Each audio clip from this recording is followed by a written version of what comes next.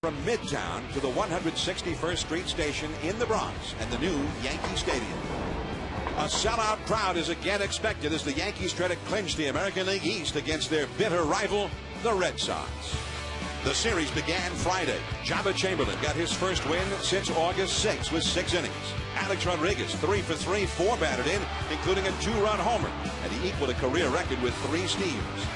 Yesterday, CC Sabathia was dominant. 7 innings, no runs, only 1 hit allowed. Robinson Cano in the 6th inning broke a 0-0 tie with his opposite field home run. And then Mariano Rivera, as he's done so many times, came on to finish it. Now the Yankees go for a sweep and an Eastern Division crown next.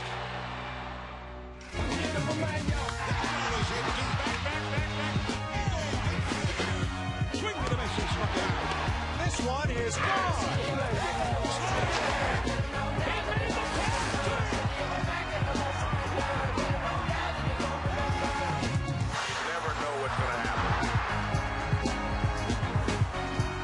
It's ESPN Sunday Night Baseball, presented by Taco Bell.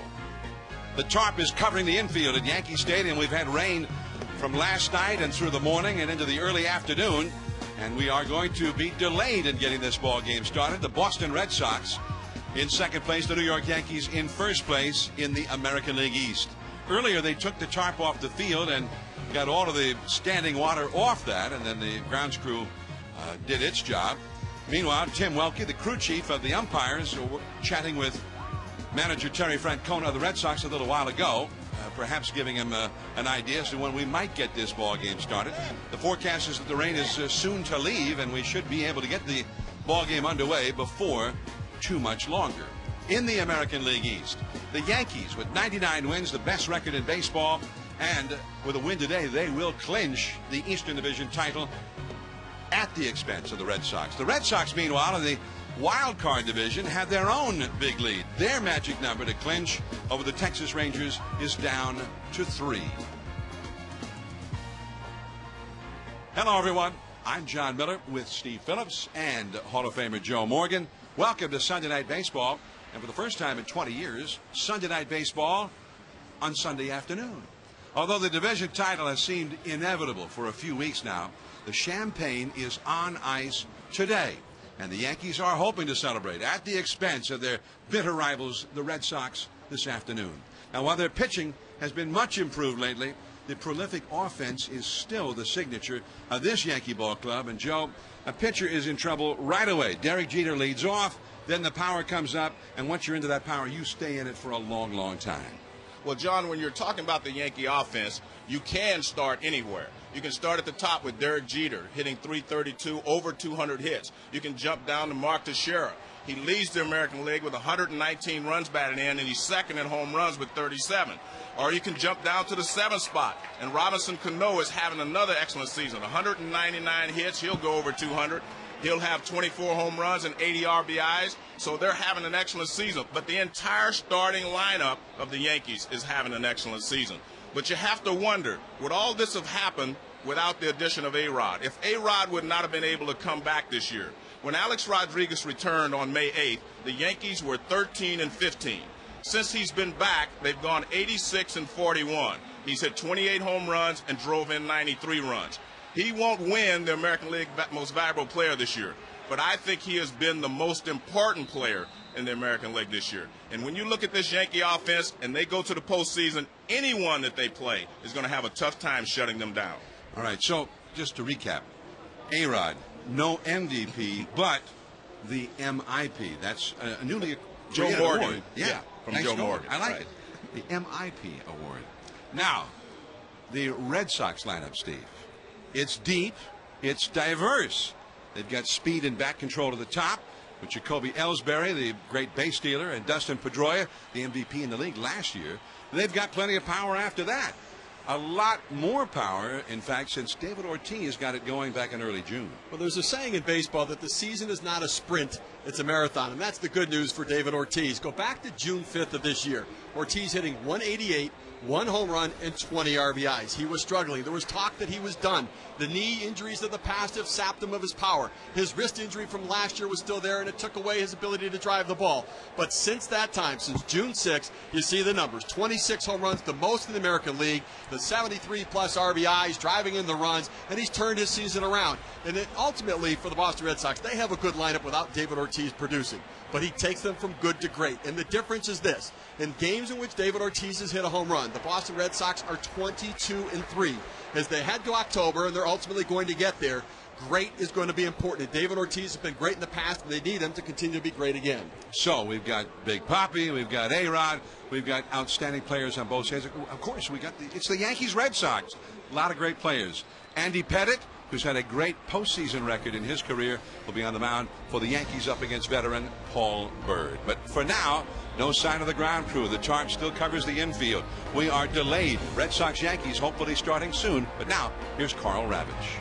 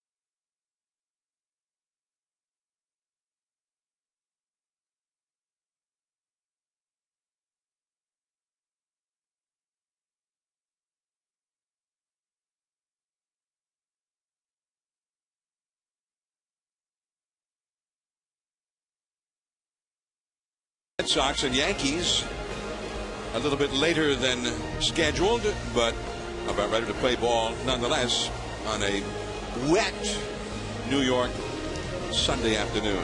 The Yankees have won each of the first 2 games of this series. On Friday night, it was Jabba Chamberlain who took the hill, and his best outing in a long while. His first win since August 6th. And a great night for A-Rod, who was 3 for 3, including a 2-run homer, 4 batted in, and he also equaled a career record with 3 stolen bases. Yesterday, it was CC Sabathia, his 19th win, 7 innings. He was dominant, only 1 hit allowed, no runs. That home run by Robinson Cano put the Yankees ahead. Then Mariano Rivera finished off the Sox 3-0 Yankees yesterday. So now, as a result of those 2 wins, the Yankees are top the East by 7.5 over Boston, and they can clinch the division title outright. The champagne is on ice as we speak, deep within the bowels of the new Yankee Stadium, hoping for a celebration today. The Red Sox, meanwhile, have a very big lead over Texas in the wild card division, and the Red Sox are also closing in on an October berth officially. Both ball clubs looking pretty strong for October baseball, without question. And the Yankees just about ready to take the field. Alex Rodriguez ready to go. And the field here drains beautifully. They can take up to 10 inches of rain per hour. And once the rain goes away, the outfield should be perfectly fine and with firm footing.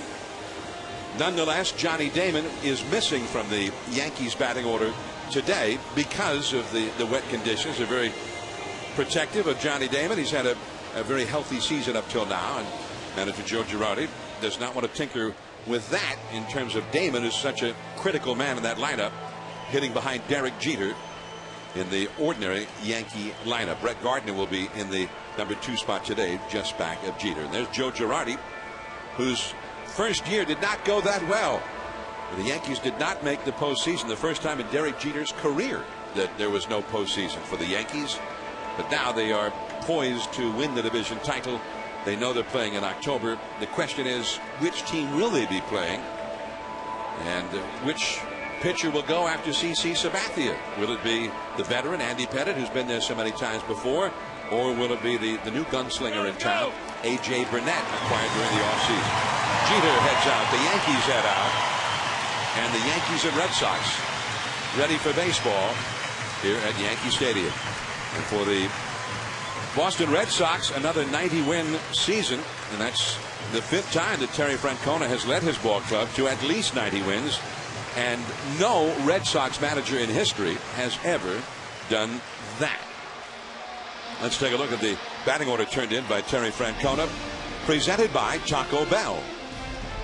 It'll be Jacoby Ellsbury, leads the league in steals. He's in center field. Then Dustin Pedroia, MVP last year, having a very fine year this year at second base. Jason Bay, the big home run and RBI man for the Sox this year. Kevin Youkilis at first base, also a key hitter in that lineup. David Ortiz, he's been crushing it since early June. Mike Lowell, veteran at third base, a fine RBI man. J.D. Drew has come on the last several weeks after a slow start, hit with injuries. Jason Varitek, the veteran catcher, back in the lineup.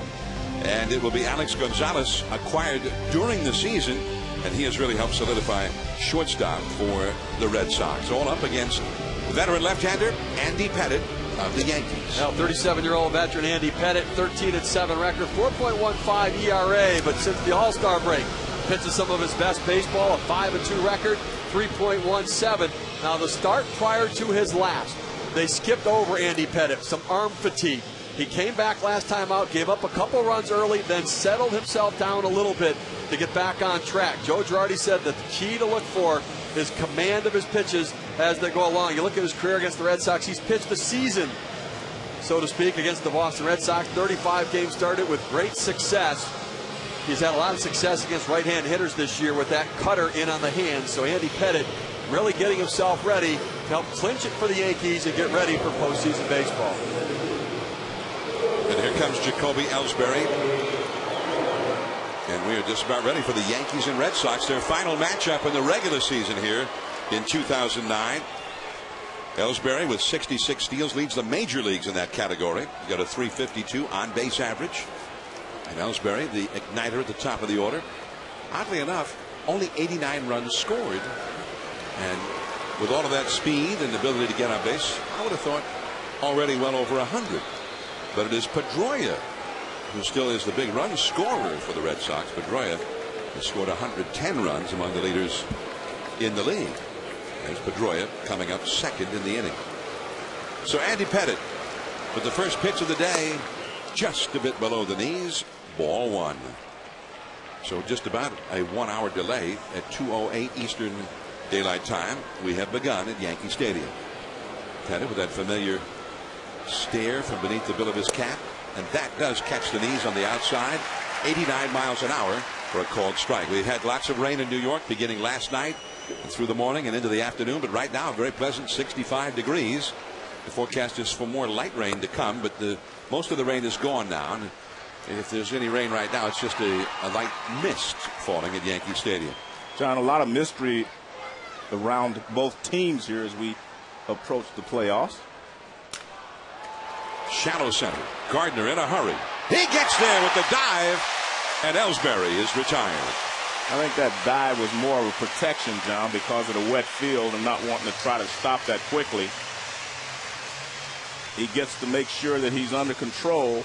And now watch, he kind of slides there. You see, he slides. He's already got the ball. He wants to make sure that he doesn't injure himself on the wet turf out there by trying to slide and stop. Looks good. Also, you can make web gems when you make a sliding catch like that.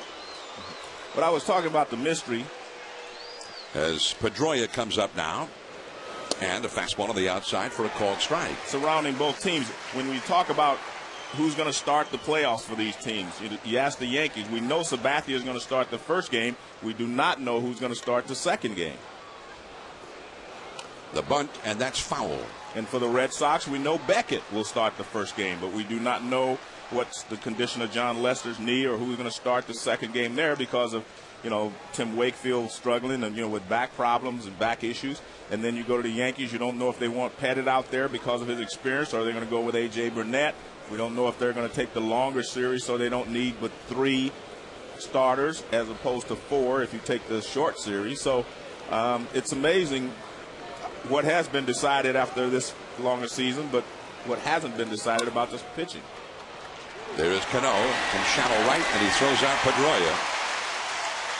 Cano, as always, gliding across the field, very smooth. He is.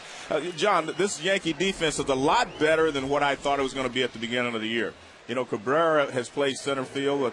Most of the time, Gardner's in center field tonight, and Swisher's done a great job in right field. But I was really surprised, and I think one reason that this infield is so much better is Robinson Cano has really improved himself, and Mark Teixeira makes it better, and we see Molina behind the plate. But Teixeira has made this infield better just by his presence. Jason Bay, the hitter, 265 average, but 36 homers and 115 runs batted in. And that is just below the knees, 2-0. And here's one of the things we've seen Cano improve upon is the ground balls and the feed to second base. But he goes in the hole and takes this ball and throws to first base. There's a ball down the right field line. Giving chase is Swisher. And he'll have to go pick it up in a puddle. And Bay is into second base with his 28th double of the years. 3rd in the league in home runs and 2nd in RBIs at the start of the day. A good piece of hitting by Jason Bay there. We don't often see that. Jason Bay is more of a guy who tries to hook the ball on the outside part of the plate. The Green Monster in Fenway's kind of played into his swing a little bit. He's kind of tailored that swing. But you see the fastball away. Jason Bay does a nice job just going back the other way. Lets the ball get deep in the zone. Doesn't try to hook the ball. Drives it down the right field line and puts himself in scoring position for Kevin Youkilis. So Bay at second gets his lead as Kevin Youkilis, who has been great this year with runners in scoring position. And that's a strike call on the outside. Youkilis is hitting .351 for the year with runners in scoring position. One of the best figures in the American League in that category. A clutch category. Youkilis overall a .951 ops, which is stellar, all-star like. 0-1 the count. And the curveball is a little bit low. Holding at second is Bay. 1 ball and 1 strike.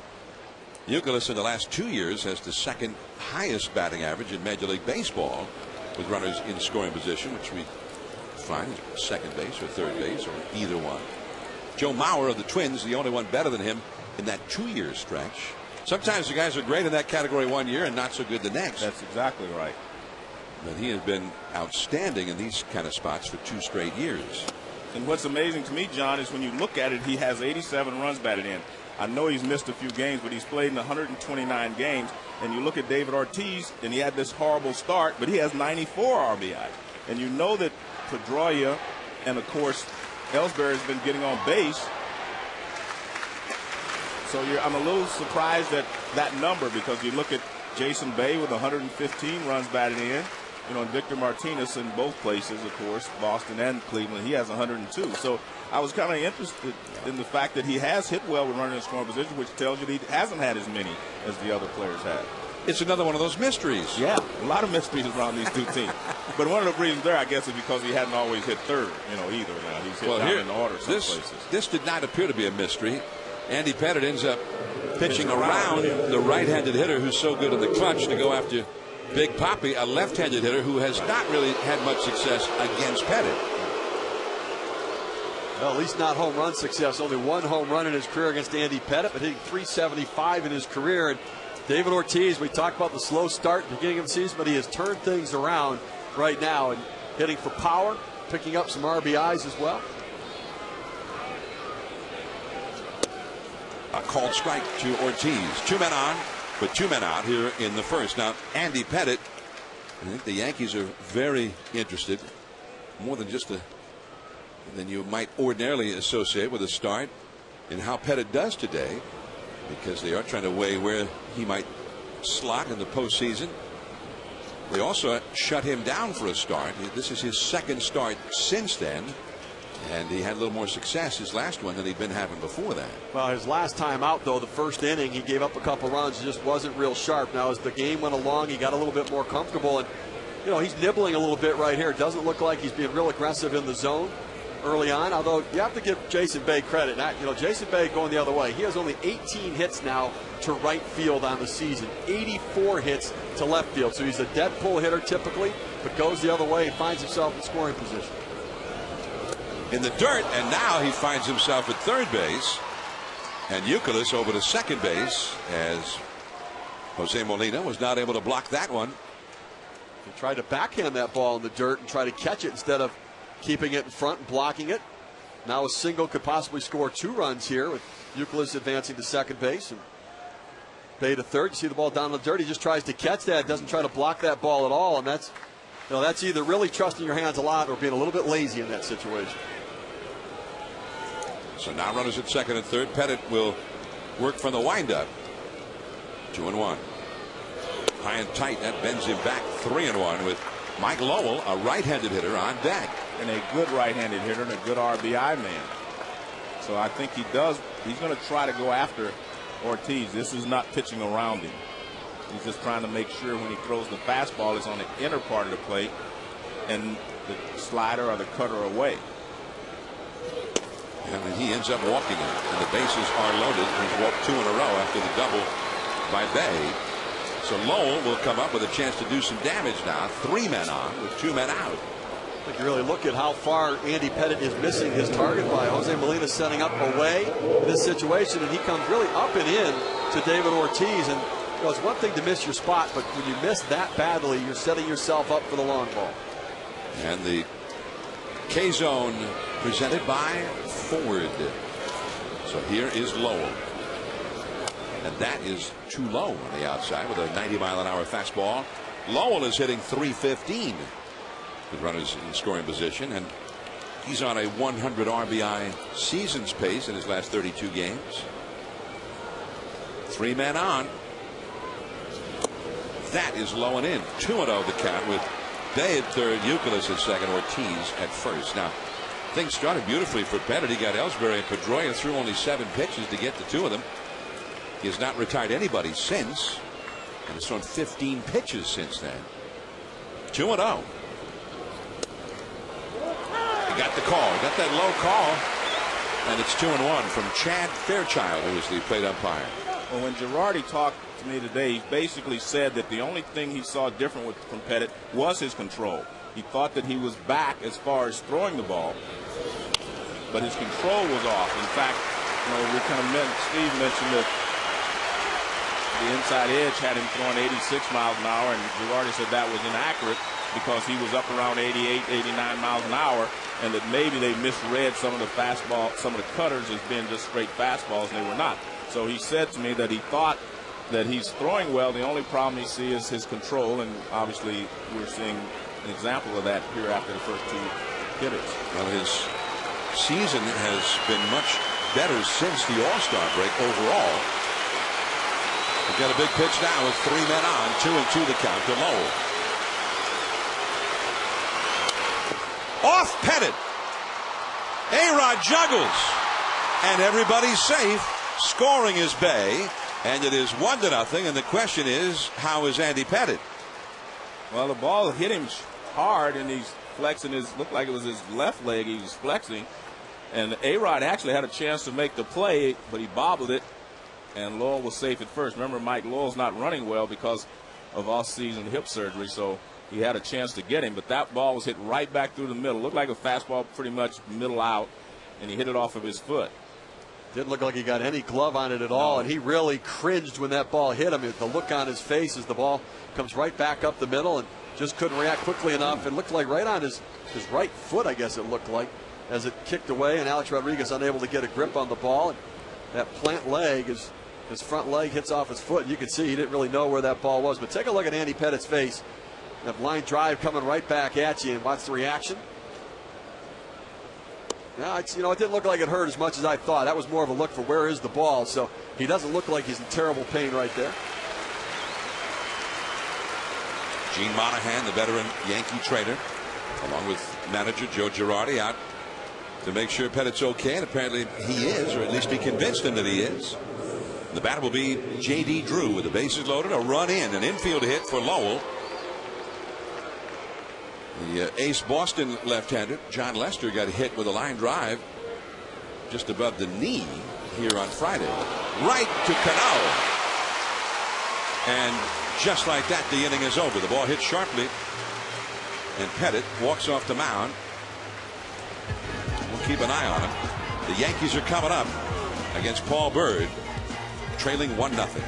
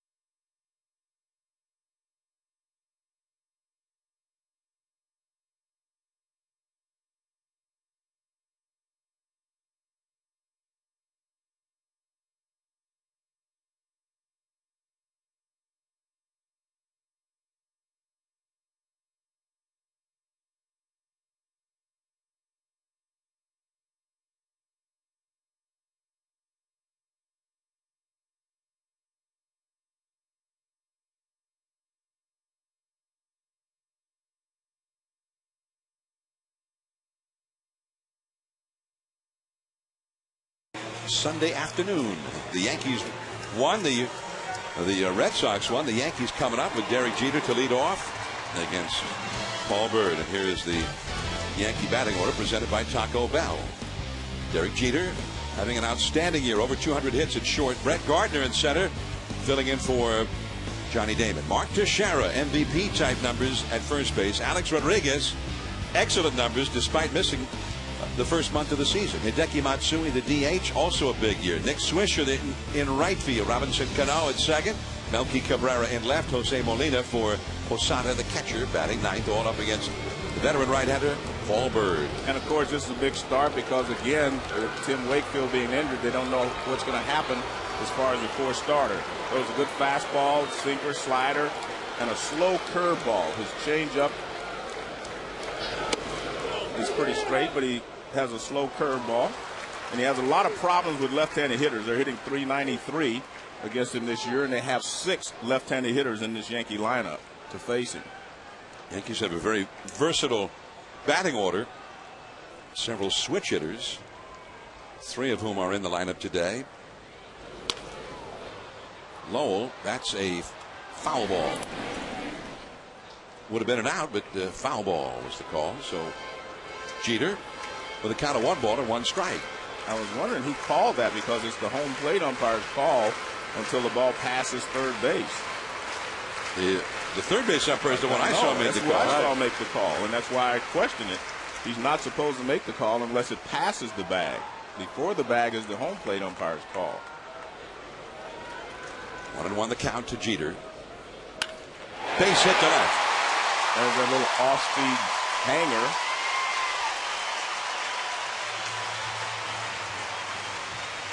Take a look at the Boston Red Sox defensively and around the outfield. Jason Bay in left field. Jacoby Ellsbury covers a lot of ground in center field. There's some arguments for him for a Gold Glove award. J.D. Drew in right field. Going around the infield, Mike Lowell, Gold Glover at third base.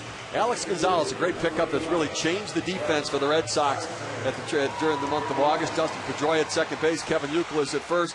And Jason Varitek behind the plate. And I think the key there is, on Friday night, 7 stolen bases for the New York Yankees with Jason Varitek behind the plate. He's had a tough time throwing. Joe Girardi said they're going to take advantage of whatever opportunities we get to run. So Gardner showing bunt, taking high for ball 1. And I think he was squaring up, taking a bunt. That's how you help the base stealer if he takes off. If you square around the bunt, the catcher can't come out of there too quickly because you have to pull the ball, your bat back. Brett Gardner, 279. He missed a good deal of time with a thumb injury. That ball, again, he showed bunt and took it inside. So it's 2-0. Derek Jeter, for the 51st game this year, led off the first inning with a base hit for the Yankees. He's done that more often than any other leadoff man in baseball. Jeter, 3rd in the league in batting average, 2nd in the league in hits, and number 1 on the list of hits in the history of the Yankees. He passed the fabled Iron Horse, the Hall of Famer Lou Gehrig, just a little while ago. So Derek Jeter, a great Yankee, and rising on the list among the all-time great Yankees. There's a bunt. Youkilis to Pedroia covering, and Jeter is over to second. Well, I think the reason that Gardner was bunting there is because of the slowness of the infield and the wet turf out there. I don't think they want to run their hitters, their base runners, in this weather because you can't pull a muscle. Good job by Gardner to get the ball down, but again, 2-0, you might want to hit and run. You might do a lot of different things except for the condition of the field. And I just think they don't want Jeter running too much because obviously they want Jeter healthy for the playoffs. Even if you don't run him, you got a 2-0 count with a left-handed hitter. Lefty's hitting .393. I would take it off on the 2-0 and maybe give a chance to swing the bat right there. Derek Jeter, even at age 35, has been an excellent base stealer. 30 steals and only caught 5 times. Well, that's one of the pluses for the Yankees going into the playoffs. People think, well, they hit a lot of home runs. They hit 233 home runs, which lead the league. But they can also steal a base, and Alex Rodriguez stole 3 on Friday, as they stole 7 against Varitek. Mark Teixeira. We mentioned all of the power in the Yankee lineup. They've hit more home runs than any other team in baseball. They've got 7 players, an all-time Yankee record, 7 players with 20 home runs or more. And Teixeira leads that rather prolific home run parade, 37 home runs. He's also had 119 runs batted in. He's 2nd in the league in home runs, leading the league in RBIs. And John, that's interesting because Carlos Pena leads the league, and he's got 39 home runs, and he's on the shelf for the rest of the season. There's a lot of talk about the American League Most Valuable Player award. Certainly Mark Teixeira, strong consideration. Derek Jeter in that mix as well. And you look at their two numbers compared to each other and the differential in RBIs and home run production. And really two different cases to be made for their value. Knocked down by Youkilis. Bird gets the put out on the throw from Pedroia, and that likely saved a run. Nice play there by both Pedroia and Bird not to give up on the play. This ball goes off the diving. Look, he dives and knocks it off his glove. That's Youkilis. Now a nice play here by Pedroia leading him because he had to make a perfect throw in order to get him. See, Youkilis, at least he keeps it on the infield.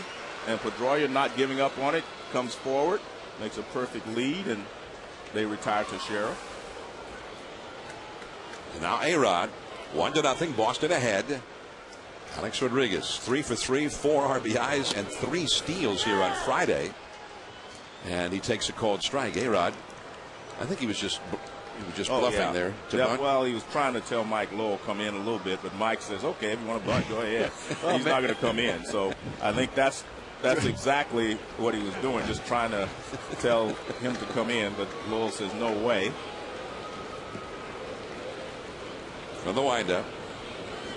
And over the inside corner with that fastball, 87 miles an hour. It's 0-2 to Alex Rodriguez. Rodriguez, when he had 3 steals on Friday, not only I think was it astounding because he'd had the hip surgery, not running from the times we've seen him as well as in the past, but he had not had 3 steals in a game against anybody in 11 years. The last time he was 23 years old in an interleague game with the Seattle Mariners. He had 3 steals against San Diego, but he did it against the Red Sox. And Joe Girardi said, hey, they basically had the green light. If you think you can get the steal, go ahead. Well, I think he's also getting ready for the playoffs. And there are scouts here watching every move that the Yankees and the Red Sox make. And that's another thing to put in the back of their mind, that Alex can still run if he wants to. 0-2 the count. And he fisted it foul. But I still think we talked about this in the open, he's the most important player on this ball club because he makes everything else go. He really helped Teixeira. Teixeira was struggling until A-Rod came back this year, and everything seemed to take off there. And let's not forget, he's also not just important, but he's also driven in 93 runs and hit 28 home runs, and he missed basically 5 weeks of the season. It's the first 28 games. 0-2 the count. And he got a piece of that one. Well, before, they were 13 and 15, and he came back on May 8th, and now they've gone 86 and 41 since that time. But Teixeira, his first 25 games he wasn't doing well, but the last 125, obviously, he has climbed the ladder in the RBI race as well as the home run race. Teixeira was hitting some homers and driving in some runs before A-Rod came back, but he picked it all up big time upon A-Rod's return as he's gone on strikes this time, and Jeter stranded at third. It's 1-0 Red Sox heading to the second.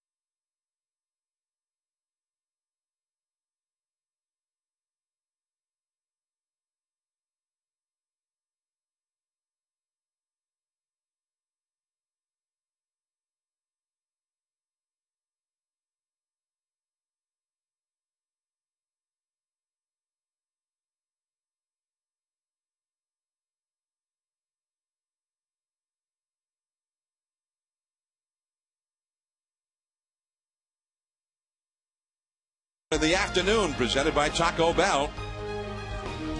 It is 1-0, the Red Sox leading the Yankees as we start the second inning. Still a light mist here at Yankee Stadium. Log on to ESPNBoston.com for all things Boston sports. It's the definitive Boston web destination for everything about the Boston teams. ESPNBoston.com. Also launching tomorrow will be ESPNDallas.com. There's a called strike to Jason Varitek, hitting 8th in the order. Alex Gonzalez to follow, and then leadoff man Jacoby Ellsbury against Andy Pettitte. And since Victor Martinez's arrival, Varitek has really gone into a profound slump as he pops a foul out of play, and the count is 0-2. It's really, I think, changed the way Terry Francona, the manager for the Red Sox, and Theo Epstein, the general manager, looks at their team as they move into the playoffs. I think that the likelihood is that Jason Varitek gets limited playing time in October, that Victor Martinez as a catcher adds length and depth to their offense. It's the second year in a row that Varitek has not hit well, although he got off to a pretty good start this year. But as you saw, since the acquisition of Martinez, not that that necessarily had anything to do with it, but he's hitting 124 over 89 at bats in that stretch, as Martinez not in the lineup today. Broken back, base hit to right field. He's back. He's on fire. Well, Let's go to the studio now for an update from Kevin Negandhi.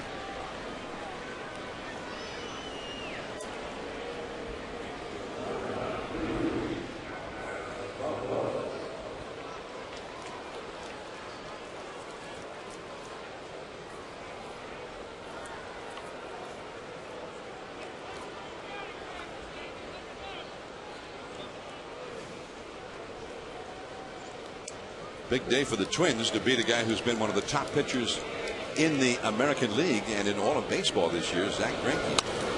As Alex Gonzalez pops a foul and back out of play.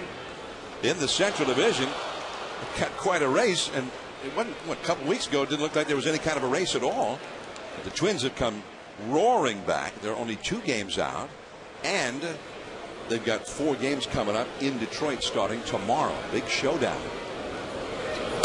That's at the knees for a strike to Gonzalez. I think the big thing for the Twins is they have to win this game today, because if the Tigers can win and the Twins lose and they go in 3 games behind, I think it's almost impossible to catch them, because you'd have to sweep them in Detroit in order to catch them, and we're running out of games. Alex Gonzalez fouls one. Gonzalez acquired from Cincinnati back in mid-August, and he really has solidified that shortstop position for the Red Sox, which has been a lot of trouble for them this year. In that Central Division, Twins have 4 at the Tigers, and they've got 3 with the White Sox. The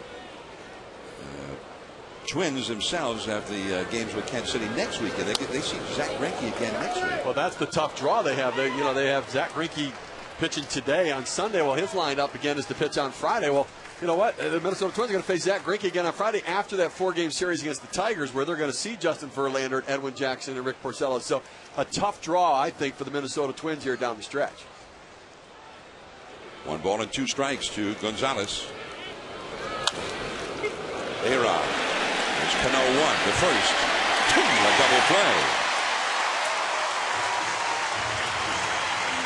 Well, when you watch Robinson Cano now, he is so smooth, and we've talked about the difference between he and Pedroia. He glides. He plays like a shortstop. Pedroia plays with little short, quick steps. Nice play by A-Rod. Watch the throw. This is what's important. See how high it is? Gets it up. All he does is flip it, and he's got such a strong, quick arm. That's the impressive thing about Robinson Cano at second base, and he's really worked hard to become a good defensive second baseman, and he is now. There's a bunt by Ellsbury. And that is going to be a base hit. Great effort by Andy Pettitte, but I don't think there was any way he was going to be able to throw him out on that one. As a left-handed pitcher, Pettitte kind of falls a little bit toward the third baseline. Remember, he took that line drive back up the middle off of his left foot. So as he follows through, he does a pretty good job centering. But if you get it past the pitcher, as he does right there, you've got a chance to beat it out. Teixeira makes the right decision to stay at the bag. And it's all a foot race right now between Andy Pettitte trying to get over and Jacoby Ellsbury, and that speed down the line. It's tough for anybody in this league to run with Ellsbury. ended up sort of doing a barrel roll afterward, ending up on his left shoulder. The bat boy came out with a towel for him to sort of tidy up a little bit. Got down in the mud on that one, didn't he? It's supposed to be easy, I thought. He's taking a line drive off his foot, and he's done a tumble now at first base, and he's the dirtiest guy in the field. Well, back to Ellsbury, I mean, I think this is the time of the year where I don't blame a guy if he goes ahead and drops that bunt down with 2 outs. Jacoby Ellsbury, of course, can steal a base, but not as likely against Andy Pettitte as it would be against, some other pitchers. But I think if you're Ellsbury, and you bunt there with 2 outs, it's because you got to steal. Well, I agree with you, to steal second. Well, I don't know if that was his intent.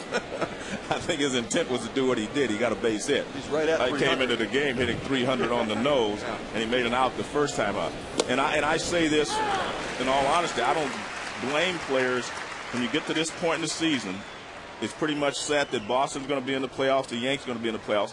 You automatically start looking at your own statistics, and there's nothing wrong with that. And I mean, from my perspective, I don't blame a guy because he's played all year long, hitting close to 300. He wants to make sure he finishes the season there. Now, if you're playing in a situation where it's not settled and you're not going to make the playoffs, obviously you have to play the game the same way. Well, parenthetically, there's no way he's stealing a base. On each of those 2 pitches, he was flinching back to first base.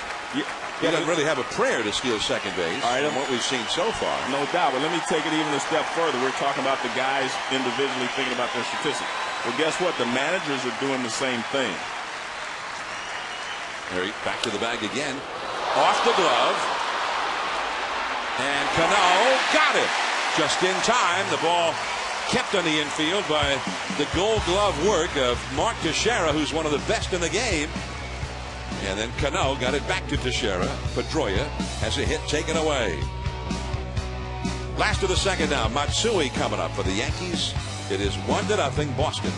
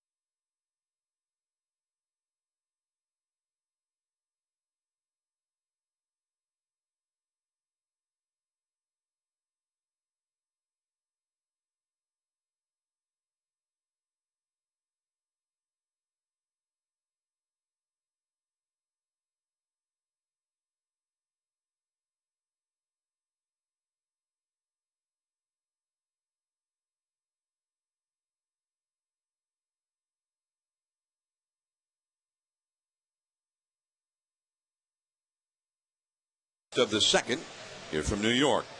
Monday Night Football on ESPN continues tomorrow night at the new Cowboys Stadium. The Carolina Panthers and the Cowboys kicking off at 8:30 Eastern. Monday Night Football on ESPN. Coverage begins with Monday Night Countdown, served by Applebee's at 7 Eastern. And don't forget to check out Alice, ESPNDallas.com, which kicks off tomorrow.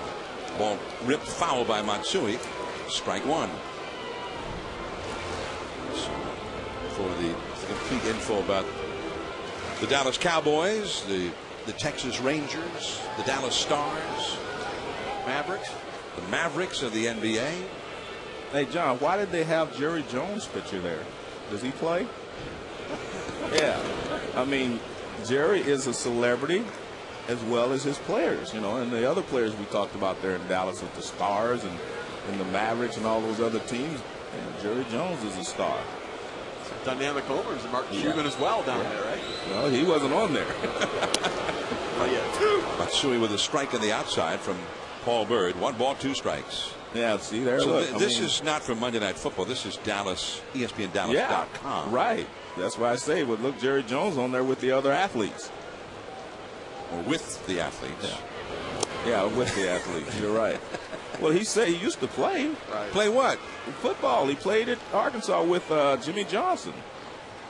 They played together. That's why You're right. Yeah, they were friends. Yeah, he played football. So, like, I played for Bob Bird Insurance? Yeah. Well, no. Not quite the same. No, a little different. You said, yeah. That is caught by Varitek, and Matsui is retired. All right, he's an athlete. I'll give you that. Yeah. What a player. Now let's go to the studio. Here's an update with Kevin Nagandi.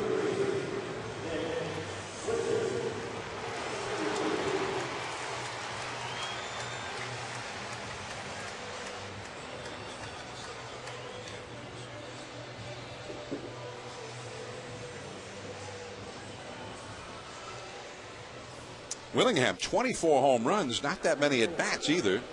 The Nationals have had a terrible year, but they've got some thunder in that lineup. The National League wild card is Atlanta right there with Colorado now. Florida's still alive, and the Giants are fading fast in the West after being the team that was right there. But in the last 3 weeks or so, the Giants have been stumbling.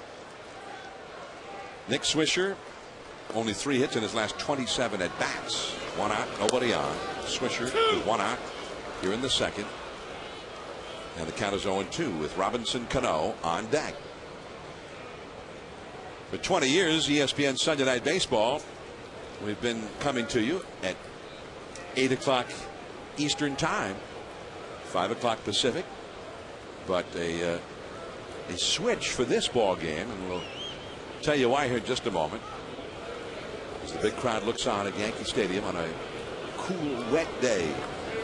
And that's in the dirt. Major League Baseball and ESPN agreed to move today's game from 8 o'clock to 1 o'clock so as not to conflict with Yom Kippur, the holiest day on the Jewish calendar. The holiday, also known as the Day of Atonement, starts at sunset and ends at nightfall tomorrow, Monday, September 28th. Commissioner Bud Selig, in announcing the time change back on September the 1st, thanked ESPN for helping resolve this sensitive issue that impacted many baseball fans. So Sunday Night Baseball in the afternoon, and Swisher grounds out to second. Pedroia throws him out 2 down, and now Robinson Cano, the Yankee second baseman, coming up. And Robinson Cano only needs 1 hit, John, to get 200 for the year, and he and Derek Jeter would be the first double play combination to have 200 hits. Jeter, of course, already has over 200. He started with 206, I think. He got a base hit today, but Cano has 199, and that's quite an accomplishment. Well, you look around that infield, the whole infield. It's a great infield, isn't it? Offensive. Great offensive infield. And they're all really improved defensively. They've all had some good years. I again thought at the beginning of the year that this was not as nearly as good of an infield as that they've proven to be.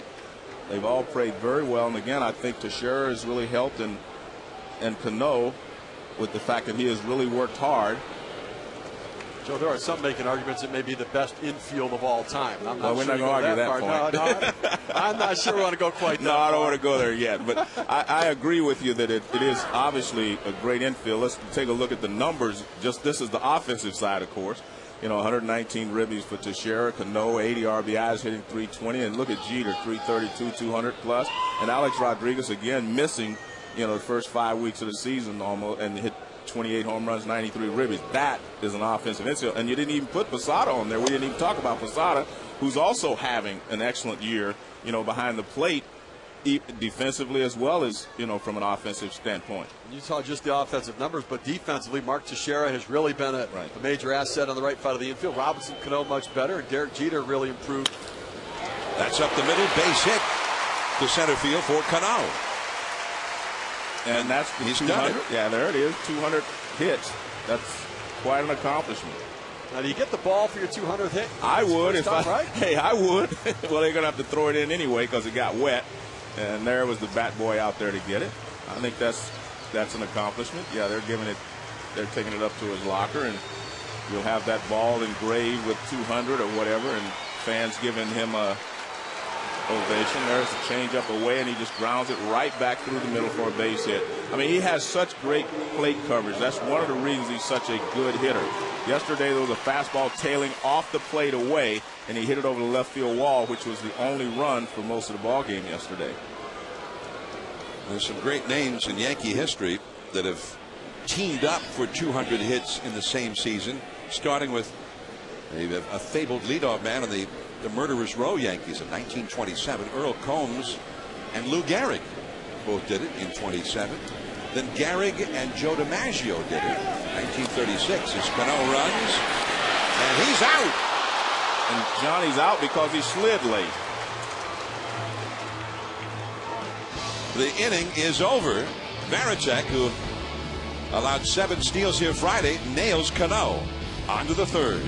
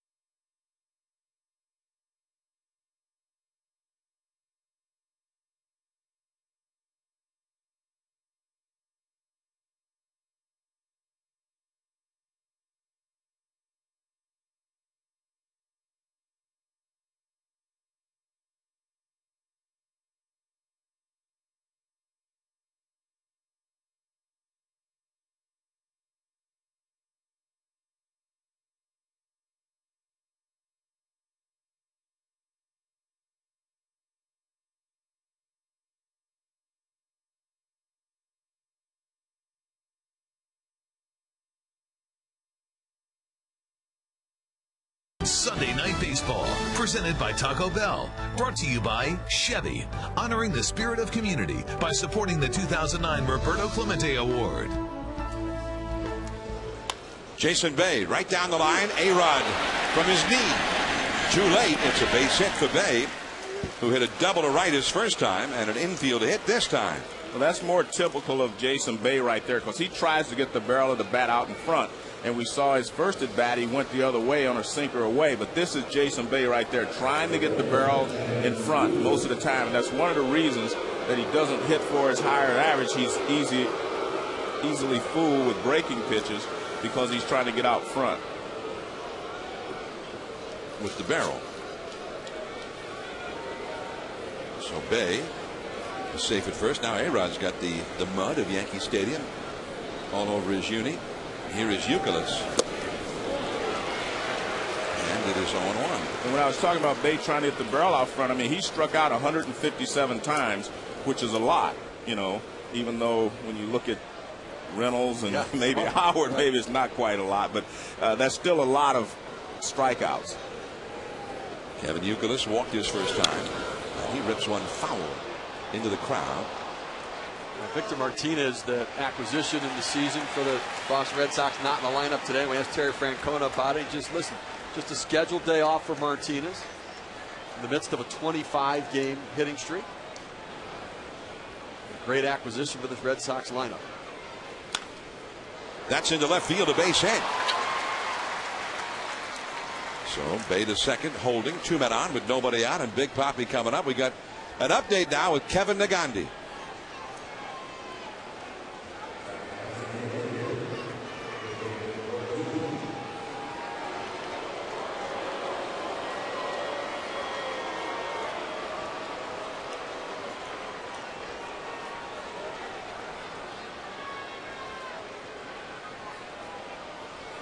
All right, thanks, Kevin.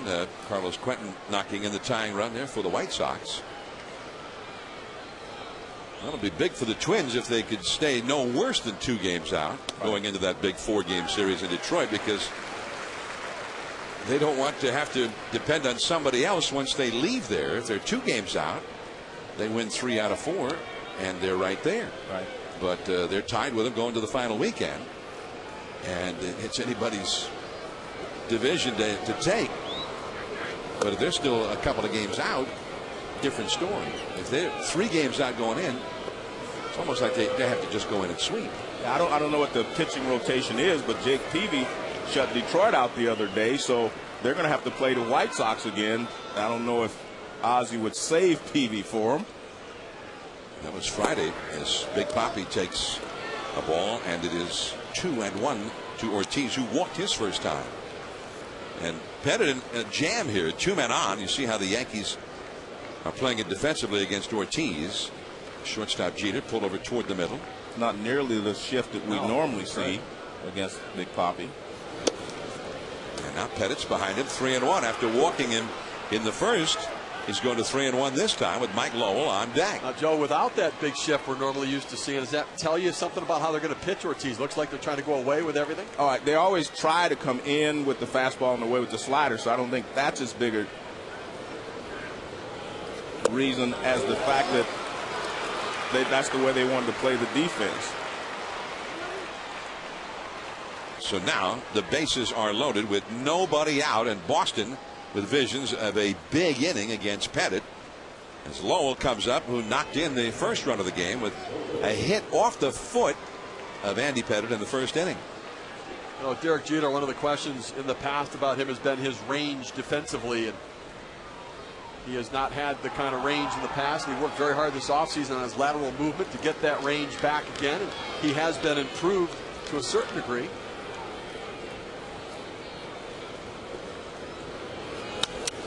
And a foul that will go out of play as he got in on the hands of Lowell that time. 0-1. Let's take a look, though, at the Kevin Youkilis at bat on his C&I ground ball that got by Derek Jeter. Jeter actually looked like he was standing tall as the ball gets by him. Now, Youkilis kind of hooks that ball there, and Derek kind of upright going after the ball, couldn't quite get to it. It was tough for him to get there all the way, but not really the kind of range that we see maybe from some of the other shortstops in the game, as he's laboring a little bit to get there. And it's also a slow infield with the wet ground that's not shooting through. Curveball to Lowell. In there. Strike 2 call. And Andy hasn't thrown a lot of those curveballs, and I've always felt that's one thing that he should do more of, because guys look hard fastball, hard cut fastball off of him. And he's got a good curveball, but he just doesn't use it a lot. 0-2 the count. This is a possible double play ball. Jeter to second one. Cano to first. Easy double play as Bay comes in to score. Youkilis over to third. Lowell not moving well with that hip, the surgically repaired hip, but it is 2-0 Boston. And if you watch Cano on this, he knows that Lowell's not running quickly down the line, so he just avoids the base runner.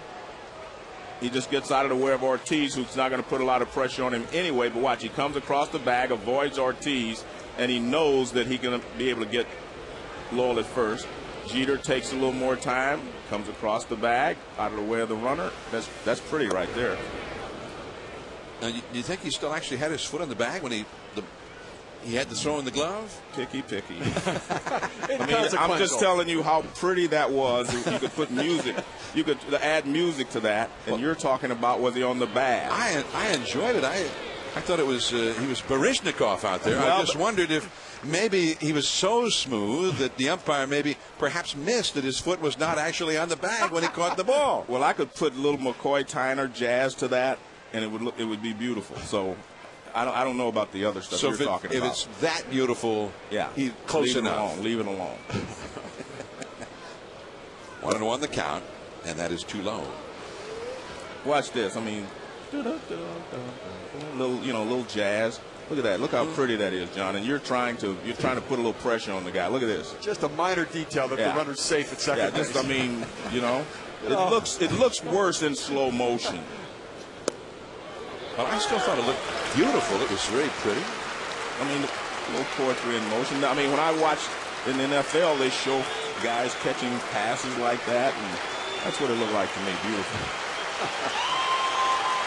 The double play is one of the great athletic ballets in all of sports. Great.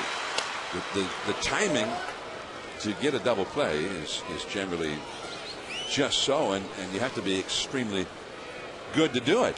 Sometimes you have to use a quick thing like Dave Brubeck or something when he's coming across and make it that quickly. See, that was a little quicker. Well, Brubeck, nobody would be as quick as Cano was coming off the bag on that one. 2-2 the count. Youkilis at third. Strike three called. J.D. Drew called out on strike, stranding Youkilis at third, and the possible big inning has disappeared. They got just the one. 2-0 Red Sox.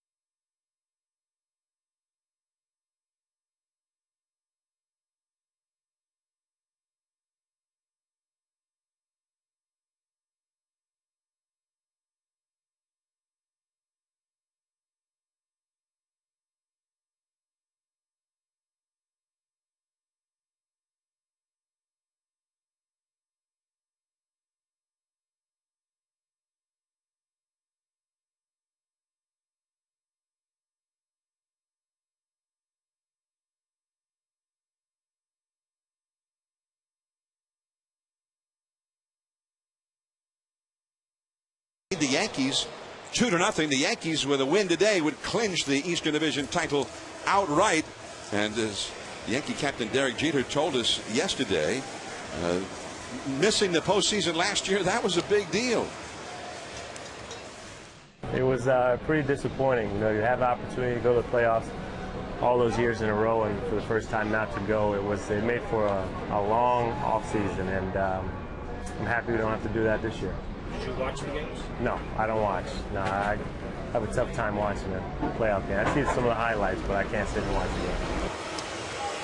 You know, I think that's interesting, John. A lot of players do not watch the playoffs when they're not involved. They'll watch the highlights, as he said. But I always go back to something. Remember, we started covering Sunday Night Baseball, and then we got to the Yankees winning all those World Championships. I always remember Derek Jeter saying, if we don't win the World Series around here, the year is a failure. And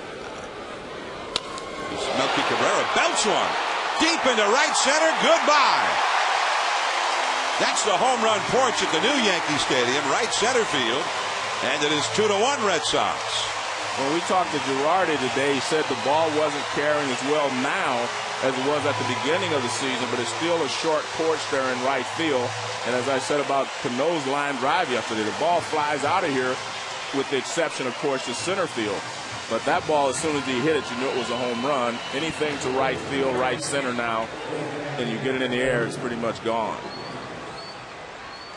But that also plays to the Yankees' strength because they're home run hitters, and they have pitchers who are strikeout pitchers. We mentioned 7 Yankees at all-time Yankee record, 20 home runs or more. Cabrera is not one of them. That's only his 13th home run of the year. Well, Jeter has 17. He has an outside chance, of course, to get 20. Also have 9 players with 50 or more RBIs, 9 with 50 or more runs scored. Molina popping it foul and out of play. 1 ball and 1 strike. And more home runs This Yankee team in this new ballpark than they ever hit in the old ballpark in a single season. Well, that changeup just sits on the tee right there for a left-handed hitter and says, hit me. Down in the zone and on the inner half. That allows him to keep it fair since it wasn't on the inside corner. K-Zone brought to you by Ford. There is Pedroia. Lena is out number 1. It was interesting to look at that pitch in the ultra slow motion is that we saw the changeup. There's certainly a difference in velocity, but there was no real movement on the pitch. The ball kind of stayed up in the zone, didn't have any sink on it. Cabrera stayed behind it, drove it out. That was a line shot out there, and that's going to hurt your hand trying to catch that one. Happy fan goes home with a souvenir. Well, that's why when we had Pedro Martinez on, we showed the circle change. Those pitches have more movement. The circle changeup. A lot of changeups is just what they say, a straight changeup. So they have to fool you with the speed and nothing else. That's more the exception now. Most guys who have a good changeup will have a lot of movement on that. Exactly. Pitch. Derek Jeter takes ball 1. Jeter hit a base hit his first time. His 206th base hit of the year. Only Ichiro's had more hits in the American League than has Jeter. On the inside corner for a strike, and it's 1 ball, 1 strike. But Jeter at age 35 came into the game hitting .332, and he's stolen 30 bases, 17 home runs, and he's been the leadoff man all year. That's a new role for him. He's filled that role, but never from the start of the season right through to the end. And he has been sensational in that role. Jeter with a .403 on base percentage. Well, the reason he's better off, in my opinion, hitting first and Damon hitting second is because Damon can pull the ball in the hole on the right side, and Jeter hits into a lot of double plays. And so you're better off having him hit leadoff and instead of hitting second, trying to move the runner along. 1-2 the count. Just off the outside. One of the great things I learned from being around Sparky Anderson was that if you use your 27 outs every single day, you're going to be a good offensive team. If you stay away from double plays, you stay away from strikeouts, you stay away from all those things and use your at-bats, you're going to have a good season. Lowell on the high hop. And Jeter is out number 2.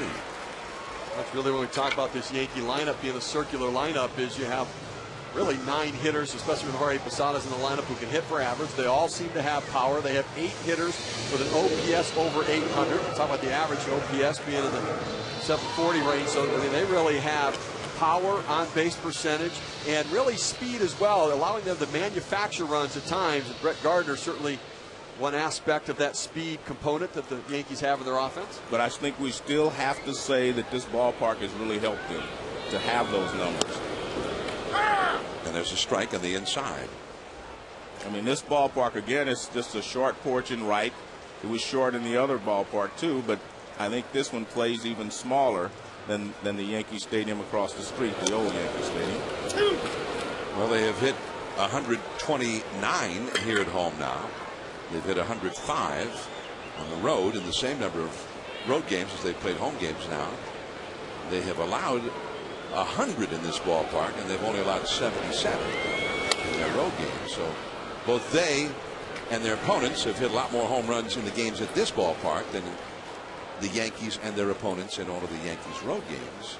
But having said that, that's a lot of home runs that they've hit on the road. Right. 105 home runs in 78 road games as well. So, but I think that's part of what you're saying. Yeah.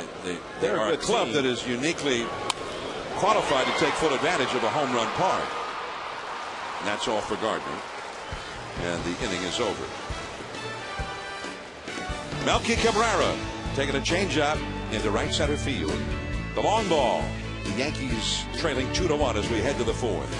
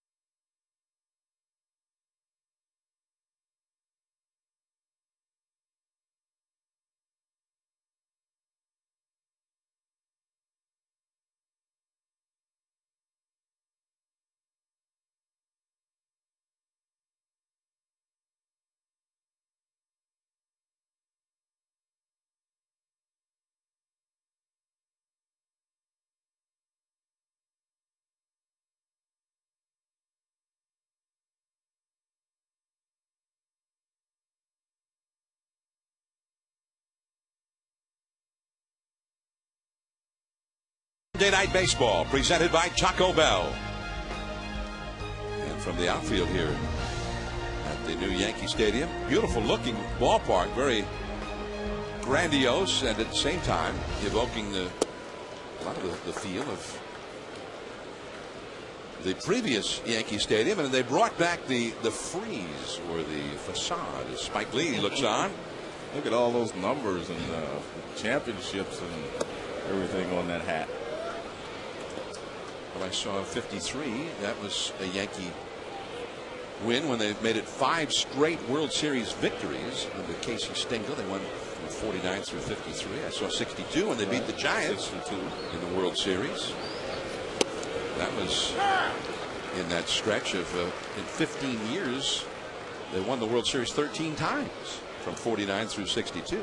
26 World Championships. It's like Joe Girardi wears number 27. He calls it Mission 27, trying to get that 27th championship.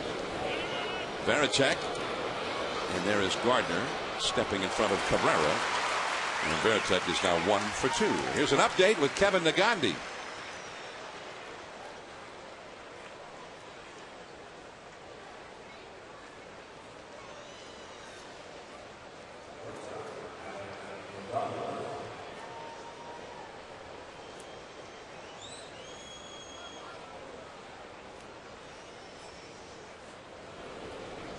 Well, they've been telling us, scouts keep saying that slider, when it's on, when he's got the good one going, it's just not hittable. What I see is that he always seems to get it down, John, and guys chase it because it's so hard and they can't see the rotation on it, and they chase that pitch. Get that slider down. Get down tonight. Left center, Gardner, and Gonzalez is retired. Out number 2. Gonzalez hit a double play ball his first time. And I think that's a big addition to the Red Sox. You know, they were having trouble at shortstops. Of course, Lowry was hurt. Green been hurt. But this guy can play. Gonzalez was a starter for the Reds a couple of years, and then he injured himself, but he is a good player. Now, whatever those seats cost, Joe, it's too much, I think. I think you should be able to at least have a chance to see most of the whole field as Ellsbury takes a strike call. They have some monitors there, but you sit close to that wall in center field, that hitter's backdrop. I guess there's a restaurant in there, and you're missing a whole big part of the field from out there. I think there was a little bit of an oversight there. Well, they're actually getting a chance to watch Sunday Night Baseball in the afternoon on those monitors, so I'm not sure it's such a bad seat. What you're really saying is they can't see right field. Or second base or first base. Yeah. But they can see the pitcher and the catcher. And a lot of center field. If he's playing a left-handed pull hitter, they can't see the center fielder either. You got to get down a little bit lower to go see. Hi. And I'm sure those are more expensive. Although they're back to the screen. Oh, there's a misnomer, John. They were talking about those $2,600 seats. It's only like the first couple of rows around. It's not like the whole sections and so many seats. There were very few of them. And of course, I think they're making a change in the prices next year. Because it's really put a crimp in your budget. Yes. Well, Yankee Stadium, of all places, I know the right people here. Let's put it that way. Some of the other places it does, but here I know the right people. 2-2 the count. And the curve is fouled by Ellsbury, who has flied out and had a bunt single. But anyway, I think the prices, that became what everybody talked about when the park first opened. And maybe it overshadowed a little bit the fact that this is a spectacular ballpark. Beautiful venue for baseball that celebrates baseball and the history of the Yankees at the same time. A 3-up and 3-down inning. The first one of the game for Andy Pettitte. He and the Yankees are still right in it. Teixeira, A-Rod, Matsui, the power is coming up.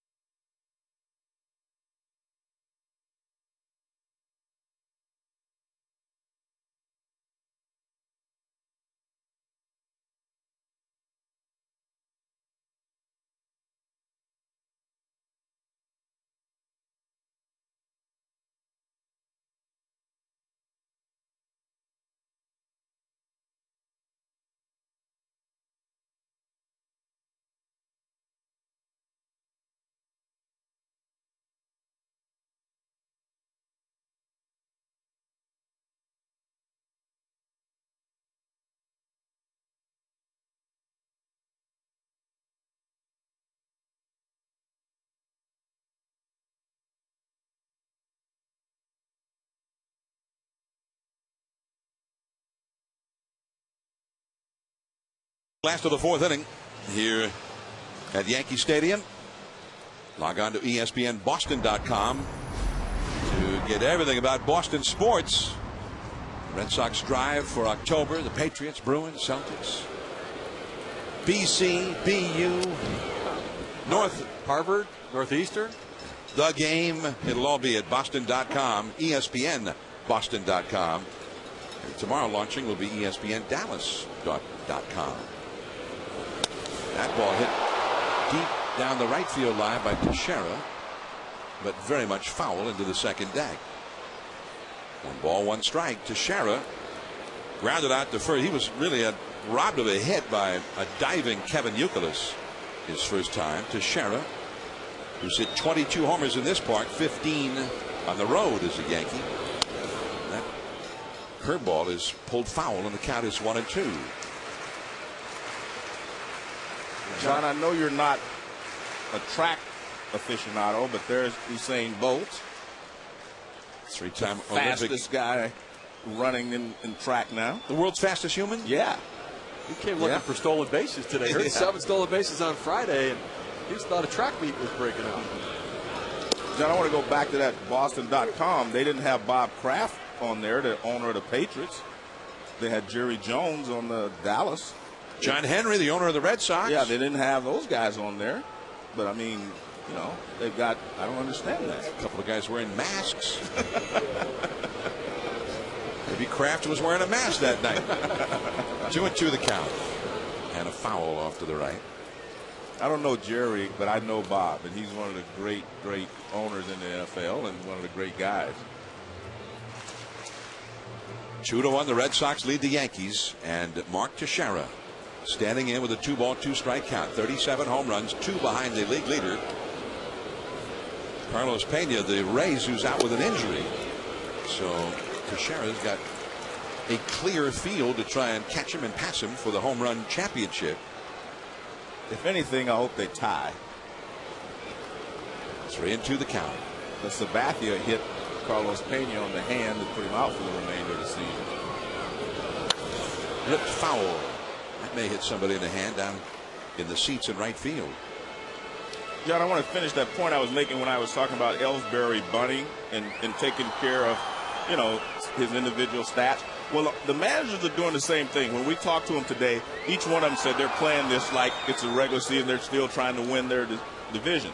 And they should send a text and say laughing out loud, because if they were trying to win, say Boston was 1 game and they were really trying to catch the Yankees, then Victor Martinez would be in there, right? Right. And if the Yankees were trying to catch Boston and they were, you know, close, then you would have Posada in there and Damon. So they're covering their bases too. So I don't mind some of the players doing it, since they feel like everything is cinched now that they're going to be in the playoffs. Well, I think there is a difference, though, in the way the two managers are playing it. Is Youkilis grabs that one, and Teixeira is now 0 for 2, and A-Rod will head to the plate. Red Sox, Victor Martinez, a scheduled day off. Well, that's what I heard. Day off. Yeah, that's what I heard. Now, do you schedule a day off if you're 1 game behind the Yankees? But Johnny Damon is out. I know. Johnny Damon is out. Well, this is not what I think you're missing what I'm saying. The Red Sox came into the series with that attitude. Clearly. The Yank, which was, we have scheduled day off. We're getting ready for October right now. Well, then they're not playing it like it's... Absolutely. I'm agreeing with you. Yeah. But the Yankees, it's a different story. Posada is hurting in his, especially from the left side, the neck. He's got a neck problem. But he can swing from one side. From one side, yeah. So they're just giving him the day off because they know they're going to be in October anyway. But he's also hurting a little bit. Damon would have played. He was not scheduled for a day off, regardless of the circumstance. But because of the wet field, and he's had some leg problems, especially calf problems in the past. And Joe Girardi said, hey, let's not take any risks with him. He's been healthy pretty much the whole season. Let's not do anything that put him in jeopardy now with October just around the corner. So you went for the spin is what I'm saying. Because if they were 1 game behind, John, they would be playing. Just take my word for it. That's my belief. If they were 1 game behind the Red Sox, both of those guys would be playing today. Well, if there was an actual pennant race going on. Well, yeah, but of course. But they're playing it like a pennant race. But that's why I was laughing out loud. It's different to say a scheduled day off. That's very clear that you're getting ready for October. Catching the Yankees, beating the Yankees, keeping them from clinching, whatever. Doesn't really matter. What matters is getting ready for October, scheduled day off. All right, so it's okay. Ellsbury, it's okay for you to bunt. That's what I was saying. Well, the one thing I'll say is both managers were very reluctant to talk about October. Right. They were reluctant to talk about their pitching matchups. They didn't want to talk about what their rosters would look like. They didn't want to talk about whether it was 10 pitchers or 11 pitchers, what their benches would look like. They only wanted to worry about these games and ultimately finish the regular season healthy and then figure out what series they're going to have. 2-2 to A-Rod, and he fouls one back to the screen. He struck out his first time. Although I'll say that I think Joe Girardi tipped his hand to us that they would choose the series with the extra off day. That they would have the 3 off days in their series because he talked about how it would allow him the flexibility to manage his bullpen and that he'd be able to have all of his players available in Series A with the extra off days. He'd be able to manage his bullpen and have everybody available for all 5 games if it ends up going 5. There is Alex Gonzalez, and Rodriguez is out number 2. 2 down. Both Teixeira and A-Rod have grounded out here in the 4th inning against Bird, and now another slugger, Hideki Matsui, coming to the plate. 2-1. The Red Sox are leading here. I think the big thing about the days off there is you can use Mariano Rivera, who's always been a key in the postseason. Never has there been a pitcher that the game is over when you bring him in, like Rivera in postseason play. You play game 1, there's a day off for him the next day. So you need 4 or 5 outs, bring him in the 8th inning. Got a day off. Game 2, there's a day off again the next day. It's almost like for Mariano Rivera especially, it's the perfect scenario. So I don't like the extra off days. I think you play 162 games using a 25-man roster a certain way. And then you get to the playoffs with the off days and you can change the way the game's played. You don't have to use a 25-man roster. You use your closer in a different way to get more outs. You use your setup man to get additional outs. And it really isn't about the best 25 men. It's about the best impact players in the beginning of the game as starters and at the end of the game as a closer and then as your everyday players. But I think that is the difference between playoffs, though, Steve. That ball into deep center field, but playable for Ellsbury. And Matsui goes down. 3 up and 3 down. Now the Red Sox with big hitters coming up. Pedroia, then Bay, then Youkilis. Big Papi due up 4. 2-1 Boston.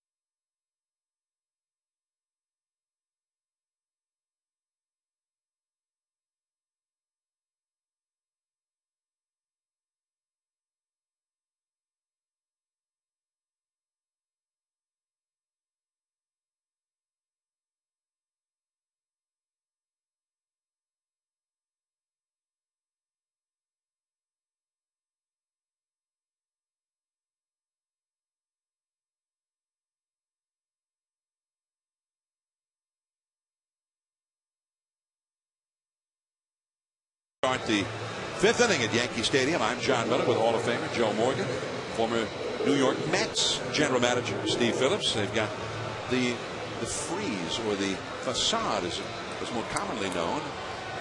was with the original Yankee Stadium, opened in the 1920s in the era of Babe Ruth, and they've returned it here to the same spot where it was in the original ballpark with the brand new Yankee Stadium. John, I wanted to talk, Steve's point is well taken at the best 25 guys. That's over the course of the season.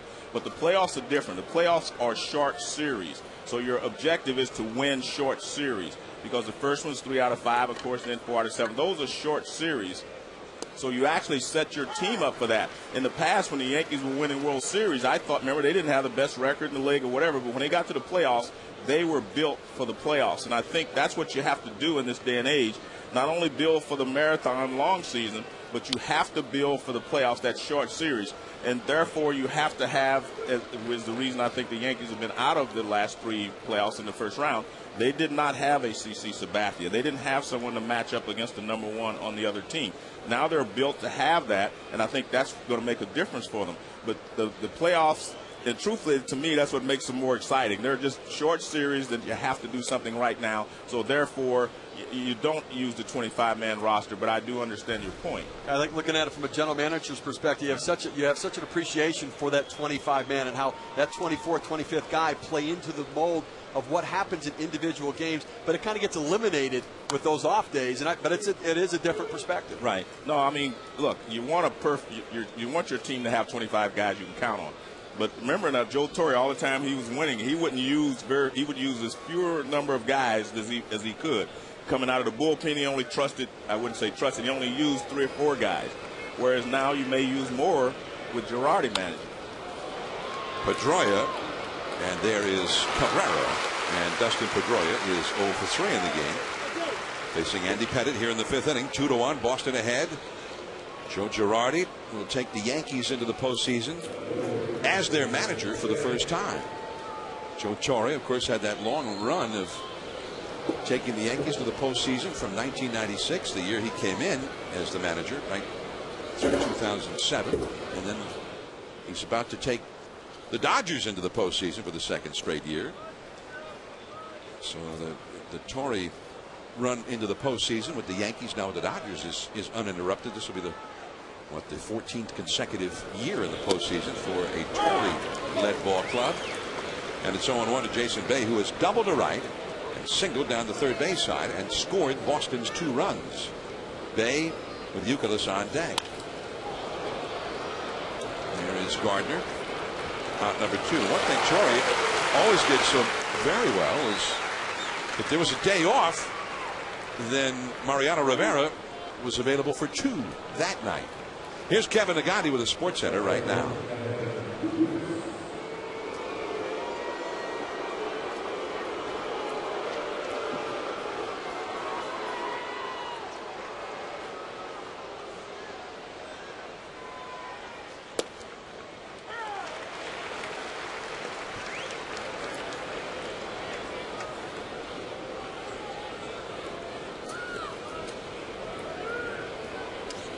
Thanks, Kevin. And there's ball 1 to Kevin Youkilis. 1 ball, 1 strike. Youkilis has walked and singled. 2-1, Boston leading the Yankees. The Yankees with a win today will clinch the Eastern Division title outright and eliminate the Red Sox, who themselves are closing in on eliminating Texas in the wild card division. 1-2 the count now. John, I think we have to give the Red Sox a lot of credit because when we came here last time and they were swept by the Yankees, they could have easily kind of folded, but they didn't. And they've had one of the best records in the game since that point. And I don't think Terry Francona ever gets enough credit because he's a quiet guy and he just manages the team. But he's handled a lot of things, the Big Papi problem, all the things he's had to handle. And the Red Sox are closing in on a playoff berth. But when we left here, I said, well, they're not going to make it. But yes, they have bounced back and have played very, very well. What really worried me was their starting pitching. Right. Clay Buchholz has really been, I think, one of the absolute keys to their success. Just when they needed a starter to step up, the youngster got his game together, became consistent. Strike 3 call. And that makes 8 straight retired by Andy Pettitte. Youkilis didn't like that call. Nick Swisher coming up. 2-1. The Yankees trail.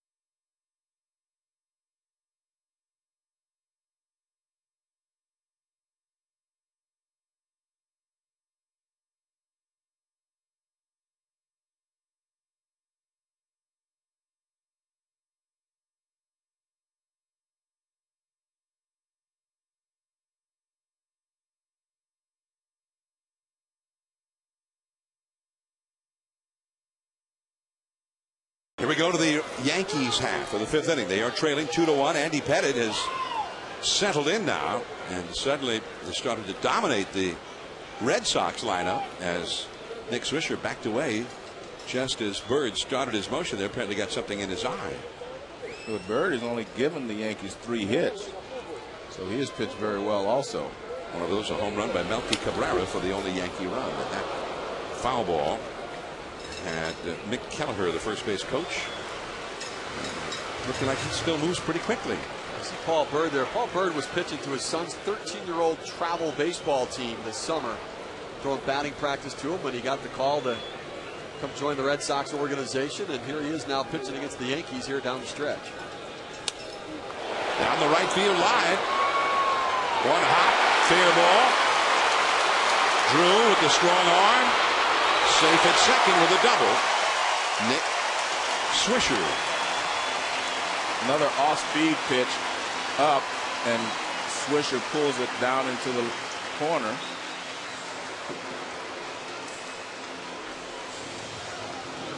Well, let's see. Now, this changeup has a little movement on it, not much. But I think Swisher likes the ball more out over the plate than Melky Cabrera does, so that was right where he wanted it. And he hustles into second base because I thought it was going to be a close play because J.D. Drew got the ball very quickly. But good job by Swisher to hustle out of the batter's box and going to second base. And that view from K-Zone brought to you by Ford. Possible tying run in scoring position. Nobody out. Here's Robinson Cano. He hit a home run to the opposite field yesterday in the 6th inning in a 0-0 game. Daisuke Matsuzaka just recently returned to the Red Sox from the disabled list. Was pitching very well. And Cano hit one very hard just over the left field wall. His 24th home run of the year.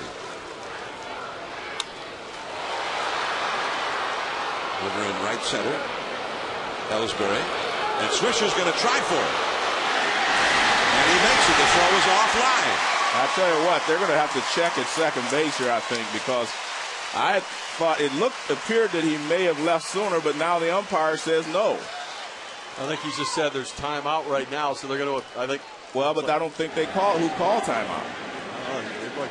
See, time never should stop unless somebody requests timeout, but I think they are going to do it because Dustin Pedroia is still standing at second base. But it appeared to me that he may have left too soon, but I couldn't tell. Swisher called time and he slid into third to dust himself off afterwards. Well, Melky Cabrera is coming up, but right at second base now is Pedroia, and they're going to appeal that play at second base. Now he steps off the slab, and he is out. Yeah. He left too soon, just as you surmised, Joe. Yeah, I thought he left too soon. I was watching. I had a perfect view here of the ball being caught a little bit in right center and also of Swisher at second base because I thought he wasn't going to go, and then he went back and he took off just like a split second before Ellsbury caught the ball.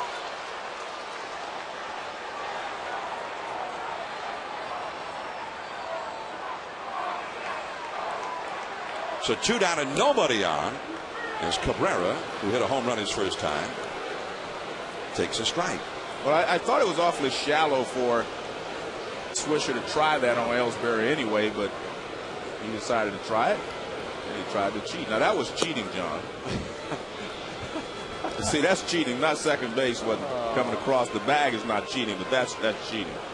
You cannot leave the bag before the guy catches the ball. Got to hit the glove of the outfielder, then you can leave the bag. Ripped into right center. That might have tied the game, but he's still been at second. And Cabrera is 2 for 2. Well, let's have a look now and see if, in fact, he did leave too soon. Well, here's Ellsbury trying to catch the ball. Well, I think he did not. Well, when I saw it, I saw the same thing that the umpire saw. Maybe we were deceived by the slow motion. But well, he started to go, but his foot was still on the bag. That's what it looks like there if our replay is perfect, which, maybe it's hard to say.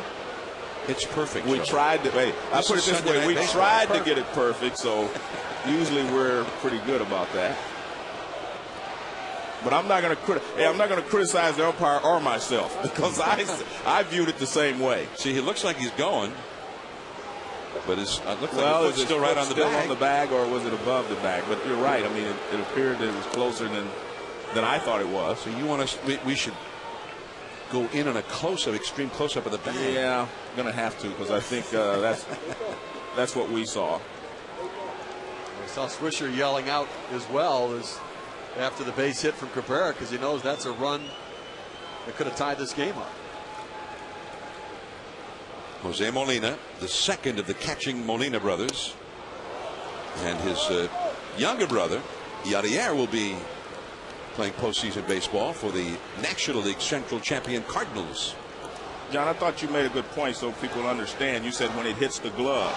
CP, it's not when he catches it, but once it touches the glove, because if he juggles it or bobbles it, you can continue to run. Because the guy would just bobble it all the way in, and then you couldn't take off. So anytime it hits the glove, you're allowed to go. Well, I've seen guys score when a ball was in foul territory, right, and the outfielder had it hit the glove, they took off, and then he dropped the ball entirely. It's just a foul ball, but the guy was allowed to keep coming.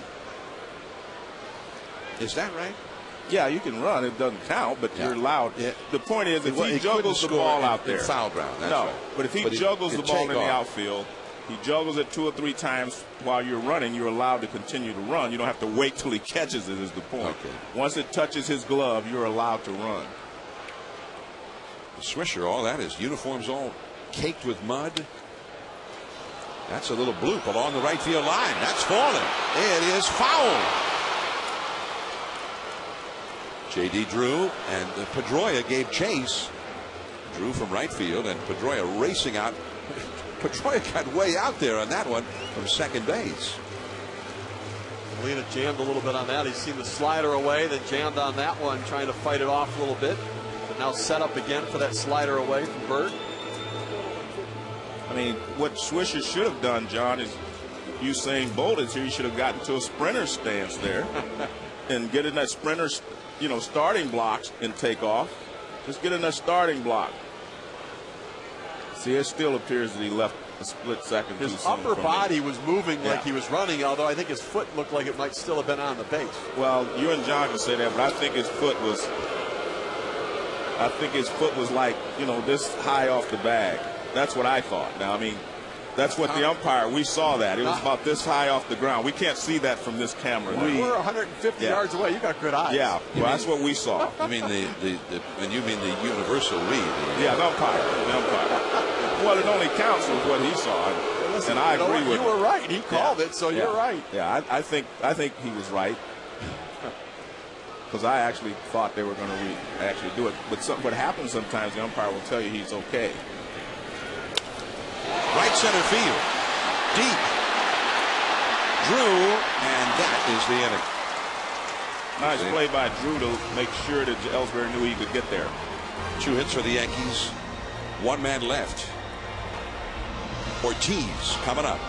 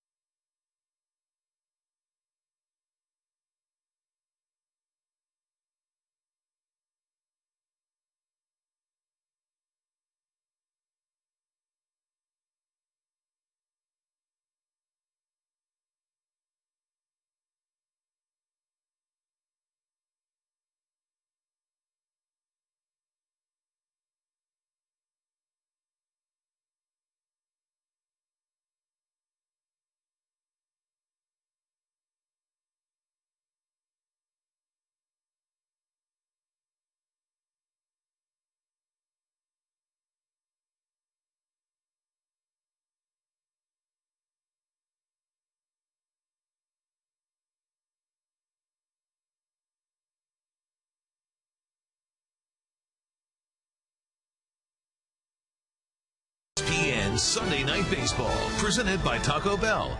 Brought to you by One A Day Men's, the official multivitamin of MLB, specially formulated for men. Bud Light, with just the right taste that never fills you up, the difference is drinkability. And Las Vegas. Need a Vegas break? Find your excuse at visitlasvegas.com. David Ortiz into left center. Melky Cabrera, the left fielder today. And just like that, Big Papi is retired. That's 9 in a row retired by Andy Pettitte. Nick Swisher on an appeal play called out for leaving second base too soon. Well, John, for me, the replays are going to be inconclusive, so the call on the field stands. That's the way I view it. I mean, it is very close, but you can see that his heel came up, and maybe that's what Welke saw and called it on that, but I think it was inconclusive. We're going to stay with the call on the field. Did Girardi get his red flag back out of the dugout that he threw out of the field? Well, he should have. Like he's still saying, hey, man, I was safe. Yeah. And to be honest with you, Swisher should know. I mean, he's probably the only one in this ballpark that knows for sure if his foot was in contact with that base when the ball was caught.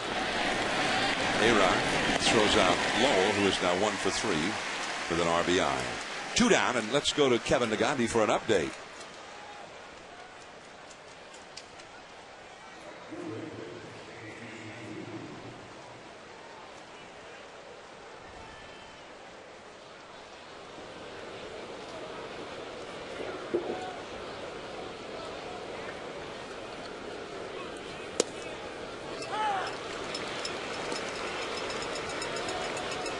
Braves making a rather remarkable run.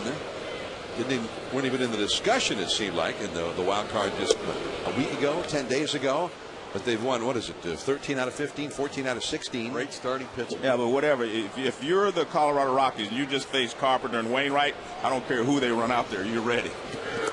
So the Rockies have to be able to score some runs today after facing those two guys. And they won the game that Carpenter started on Friday. Right. The Rockies 3 with the Brewers coming up at Coors Field, and then they play their last 3 at Dodger Stadium. But they're in a good position, meaning Colorado, because the Dodgers are not going to be playing for a lot that last weekend, other than Pride. They're not going to be trying to, win the championship. Could have some scheduled days off. Right. Yeah, exactly. I like that. I'll use that in the future. They should have some guys that are already scheduled right now for days off next weekend. Yeah. 2-2 the count to J.D. Drew, who was lined out to second and been called out on strikes. Andy Pettitte has retired 10 in a row. 9 of the first 14 Boston hitters in this game reached base against him. But he held the line at only 2 runs. And now he has settled in big time. And they can't get anybody on base. They had the bases loaded with nobody out in the third. And he allowed only 1 run. And that was on a double play ball hit by Lowell. Nobody has reached since. Now Gardner, and that's a base hit. Well, you jinxed him. Well, I think one of the big questions for the New York Yankees is how do they slot their starting pitching together for the playoffs? I mean, I think most people agree CC Sabathia gets a game 1 start, but I think the debate is A.J. Burnett the number 2 starter, or is Andy Pettitte the number 2 starter for the Yankees? And you see an ultra slow motion. Fastball. J.D. Drew stays back. Goes right back up the middle with it. He hit it toward the end there. You can see that on slow motion. That's why it didn't carry all the way to the outfield. Pretty good pitch by Pettitte. 3 balls, 2 strikes. You have to get some of the plate. 7 hits now for Boston. Here is Varitek. He has one of those hits. He changed up on him. It's 0-1. So I would pitch Andy Pettitte as the number 2 starter for me. I just think that he's more predictable than A.J. Burnett. If you lose game 1 with Sabathia, I want Pettitte going in game 2. And if you win, I want Pettitte to get us right back out there, try to win again, and then let Burnett try to finish it off in a game 3. Well, also, assuming the Yankees choose to take that series with the extra day off, there's a day off after game 1 and a day off after game 2 as well. Your game 2 starter would also be the game 5 starter in the final big game to move on. So I would think they would have to think about that as well. And that's all for Belichick. A foul tip held by Molina. Andy Pettit shutting down the Red Sox since the early innings. Top of the order. Jeter coming up.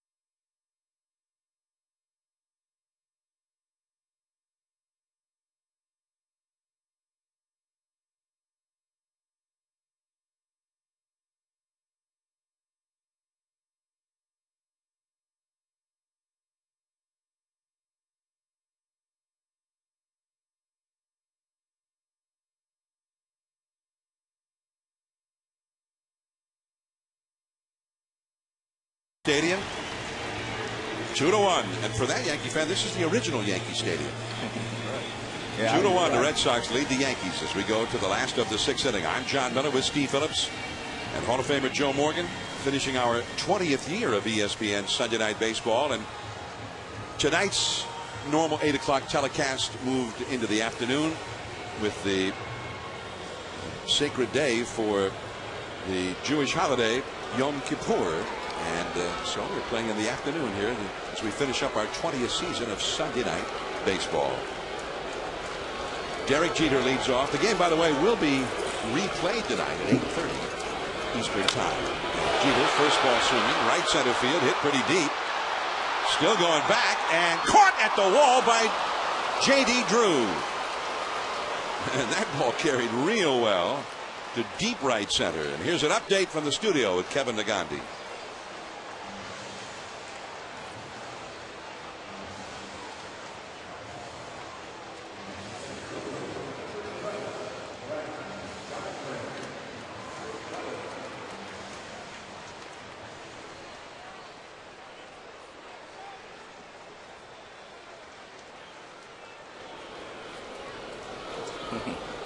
Royals, it's been a very bad season, but an excellent year for Zach Greinke, and for a weekend, this one, and also next weekend, they're in a pennant race. John, you were talking about whether Pettit would start the second or not. I think that the Yankees will probably start A.J. Burnett because he can pitch at home, and Andy Pettit, being seasoned, postseason veteran, can pitch well on the road. But if it was me, I would pitch Pettit, but I understand. And as they say, we're going to speculate up here anyway. They wouldn't tell us. But sometimes you might want to split the left-handers up.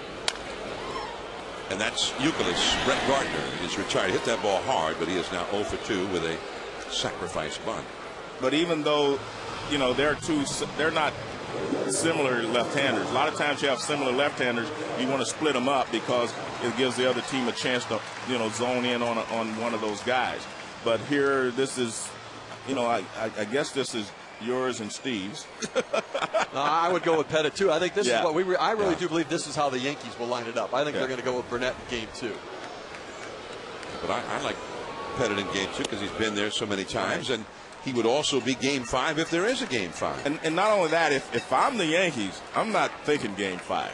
I'm thinking if I can win the first game with Sabathia, which is obviously not a given, and I can win the second game with Pettit, I can figure a way to win one more out of those 5 games. So I would rather get off to a good start. In any short series, you always want to get off to a good start. Well, that's the key. Faced the Tigers in, what was it, 2006. Yeah.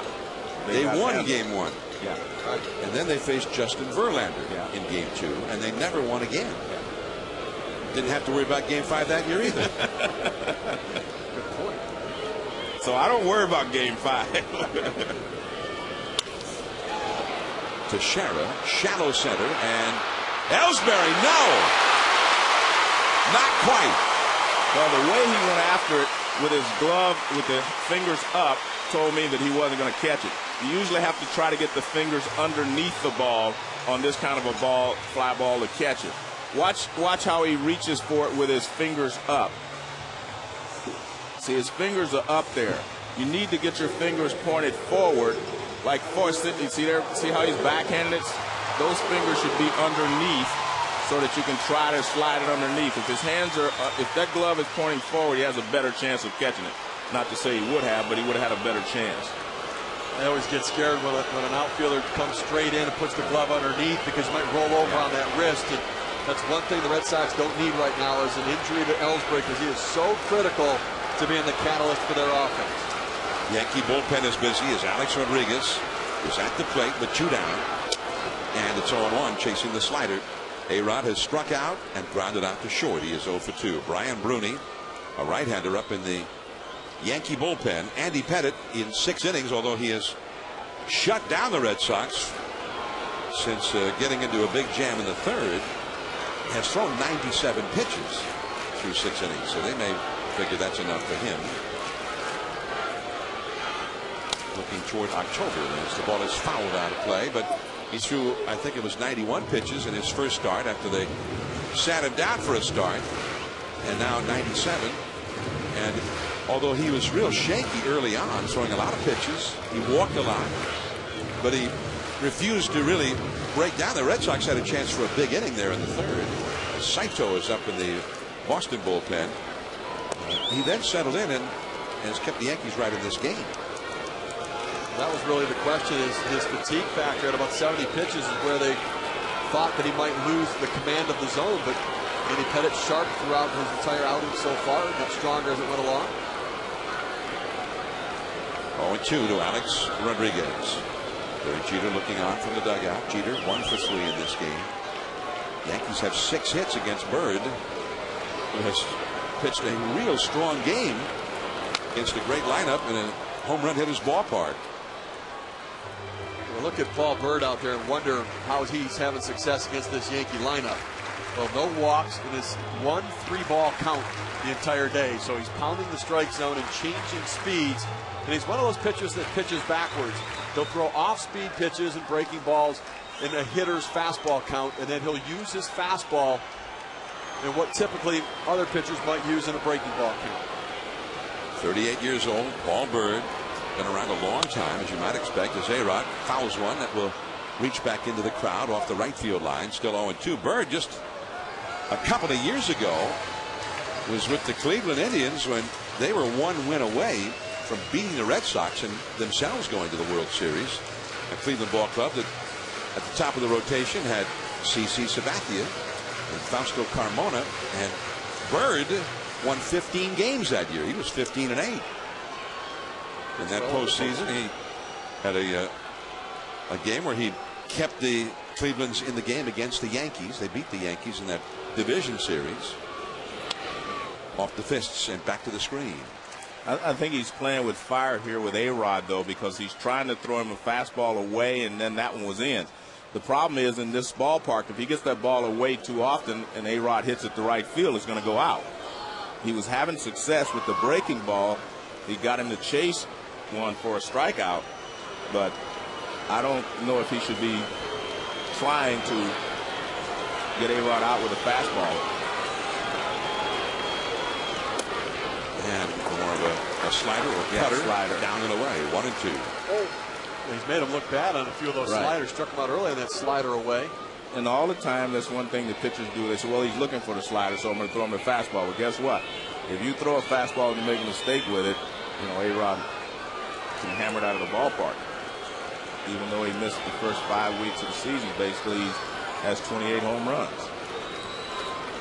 1-2. Inside for a ball. Well, you can think along with Paul Byrd, he'll throw the fastball in to try to speed him up, then he's going with the slider away. But I agree, and the more looks that Alex Rodriguez gets, Paul Byrd does not get many swings and misses typically, and not many in the strike zone. He usually gets a swing and miss if he expands the zone with his sequence of pitches. He gets the hitter to chase off the plate. And A-Rod, he tried to get him to chase as A-Rod got a piece of it. 2-2. By the way, when we had that extreme close-up of the ball in Bird's hand, you may have seen an emblem there. And that's an emblem that they've used all season long for baseballs in this ballpark, commemorating the first year of baseball at the new Yankee Stadium. Well, you could tell right there that was going to be an off-speed pitch. Bird rushed his body to try to make A-Rod think it was coming faster. There's that underneath, you can see underneath the label there what John was talking about. Ninth pitch of the at bat, and A-Rod reaching for that fastball, fouling it back, hanging tough. We're at Yankee Stadium in New York. The Yankees one victory over the Red Sox away from clinching the Eastern Division title outright. A chance to celebrate in their home ballpark and with the Red Sox on the field against them. A club they may face again in October. Both ball clubs heading for October baseball. The Red Sox are closing in on the wild card title as A-Rod base hit to center field. And that was a really good at bat for Alex Rodriguez. That shows really how good a hitter he is. Bird tried everything. Fastballs in, fastballs away, sliders in. And he came back with a breaking ball there, and A-Rod just hammers it up the middle for a base hit. 10-pitch battle.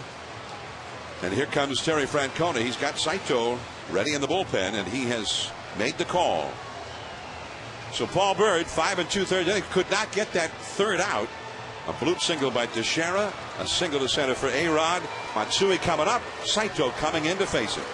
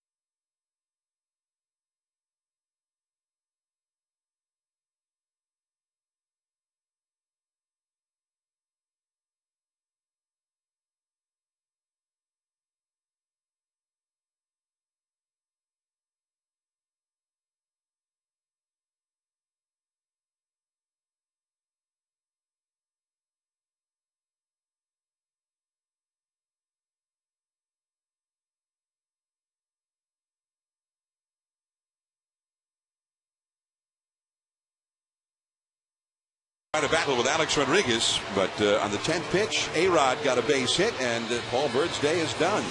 Well, John, this is going to look like the ball is straight, but it really isn't. This ball is breaking. It's a slider. See, it does break. You can see by the trace it there that the ball is breaking. It just doesn't look like it. See, that's a slider. It's spinning, and you can see that little hole in it right there, and A-Rod can see it from the other side. And just not, look at his head. His head stays right on the ball, and he follows right through. Watch his head. I mean, his head is so still on that. That's the reason he was able to handle that pitch, because the speed of the pitch may have fooled him. It wasn't a big break, but there was some movement there. So now Byrd is done, leaving with a 2-1 lead. And here is Hideki Matsui against his countryman Takashi Saito. And it's 0-1. He came in yesterday, John. He pitched in this situation, bases loaded to Matsui, and the first pitch was a changeup, looked like the same pitch there, and he popped it up with the bases loaded and 1 out yesterday. Saito been very effective this year against left-handed hitters, holding to 189 batting average. And really, he's a guy that Terry Francona will use to neutralize the tough left-handed bats to save Hideki Okajima and Billy Wagner for other hitters. At the knees, a fastball, strike 2. Saito, for several years with the Yokohama Bay Stars of the Japanese Central League, and the Central League was where Matsui matriculated for many years as the big star for the Yomiuri Tokyo Giants. There is Teixeira at second, Alex Rodriguez at first, two of the biggest stars in the major leagues, and the international matchup on the mound and at the plate. And right by Varitek to the backstop. Hard slider, and Varitek didn't even come close on that one. They had to get crossed up on that pitch. Jason Varitek, as he retrieved the ball, was shaking his head at Takashi Saito. Now he's going out to have a conversation with him to talk through. Remember, man on second base, to use some different sequence of signs. You see Varitek set up outside. He's expecting a fastball. Looks like a slider or cutter that comes back over the inner part of the plate. I think absolutely crossed up on the pitch for Jason Varitek. Not really his fault, as they just weren't in sync together on what pitch was being thrown. And you would think that guys playing in the big leagues, this would never happen, but obviously it does. Especially this time of year. Yeah, and a lot of it is just focus. You're not focusing on whether that was the first sign or the second sign. 1-2 the count to Matsui. 2 men in scoring position now. 2-1 Boston ahead. And he sinks that fastball down and away. You got a switch hitter, Nick Swisher, on deck. And I like that word, matriculating. You know, I mean, I remember Hank Stram used to say, keep matriculating that ball down the field. That's a football term. Matriculating? Yeah, I mean, that's the way he used it. Matriculate the ball down the field. 2-2 the count to Matsui. That was a college term. Just got a piece of it to stay alive. Off the glove of Varitek. 2 balls, 2 strikes, like he matriculated at Georgia Tech. Talk about Billy Wagner, left-hander the Red Sox picked up in August. Not really available. As Red Sox not pitching in back-to-back days. As Brian Bruni warming up in the Yankee bullpen. And Hideki Okajima was injured. He went and got acupuncture and not really available for another day or two for the Red Sox. So Saito really being used as somebody to neutralize the left-handed bats. 2-2 the count. Runners at second and third. Drew can't get it. Just in front of him. And 2 runs score. The Yankees go ahead. Well, a great job again by the hitter. I mean, he handled everything that Saito threw up there. I said yesterday he started off with a changeup. He popped it up. He started off with a changeup today, came back with a fastball, had him 0-2. He fouled off the tough pitches, and he gets another fastball, and he lines it to right field for a base hit. This one is up a little bit. High fastball. Gets part of the outside corner, but you can see it's a fastball. It's tailing a little bit, but not a lot. And a good swing there by Matsui. And the Yankees take the lead. Well, good at bat. He was down 0-2, but that wild pitch critical in that at bat. He lost his focus a little bit. Let the runners advance forward as well. And there's ball 1 to Nick Swisher. 2 runs in for the Yankees for the first time today. They are out in front. With 2 down and nobody on, Teixeira dropped one just in front of the onrushing Ellsbury in center field. And A-Rod on a 10-pitch battle, single to center. Then the wild pitch by Saito, who crossed up Varitek. And that sinker is low. Swisher has grounded out to second and doubled into the right field corner. And one of the things when you talk about hitters, there are a lot of guys that can hit mediocre pitching. The good hitters can handle good pitching, and I think that's what the Yankees have in this lineup. They are good hitters that can handle good pitching. That's 90 RBIs this year for Matsui. Right in the outside corner for a strike, and it's 2-1. But that's also the reason when we talk about the playoffs, you want some guys that can pop the fastball. You want some guys that have great fastballs, because that's usually what happens in the postseason. If you can overpower the hitter, but otherwise these guys can adjust to whatever you're throwing, and that's why the Yankees are such a good team. A big swing and a miss right there for Swisher, who, for whatever reason, and it is one of the mysteries of the Yankees season, with all of the home runs that have been flying out of this ballpark, he's hit 27 home runs, but he's only hit 6 of them here. He's hit 21 of them on the road. He's been their big bat for the long ball on the road. And 3 of those 6 have come recently. 2-2 the count. He lays off the high fastball. I think not only his production on the road, but the energy and enthusiasm, youthful enthusiasm he's brought this Yankee team has really been something that's changed the dynamic of the Yankee clubhouse. He has fun. He's still a kid at heart. He laughs, he jokes, and he has really loosened up, along with A.J. Burnett and C.C. Sabathia, the new acquisitions, this Yankee team. 3-2 the count. Matsui at first. He runs and fouled out of play off to the left. Matsui, who's had some knee problems and only able to be a designated hitter this year, and still not running real well. Free agent at the end of the year. Another one of those guys, we're talking about David Ortiz, the slow start, but came on hot, put up the numbers. Same thing with Matsui. He was through the end of interleague play, the end of June. He wasn't producing that much, but he has really turned it on the second half of the season.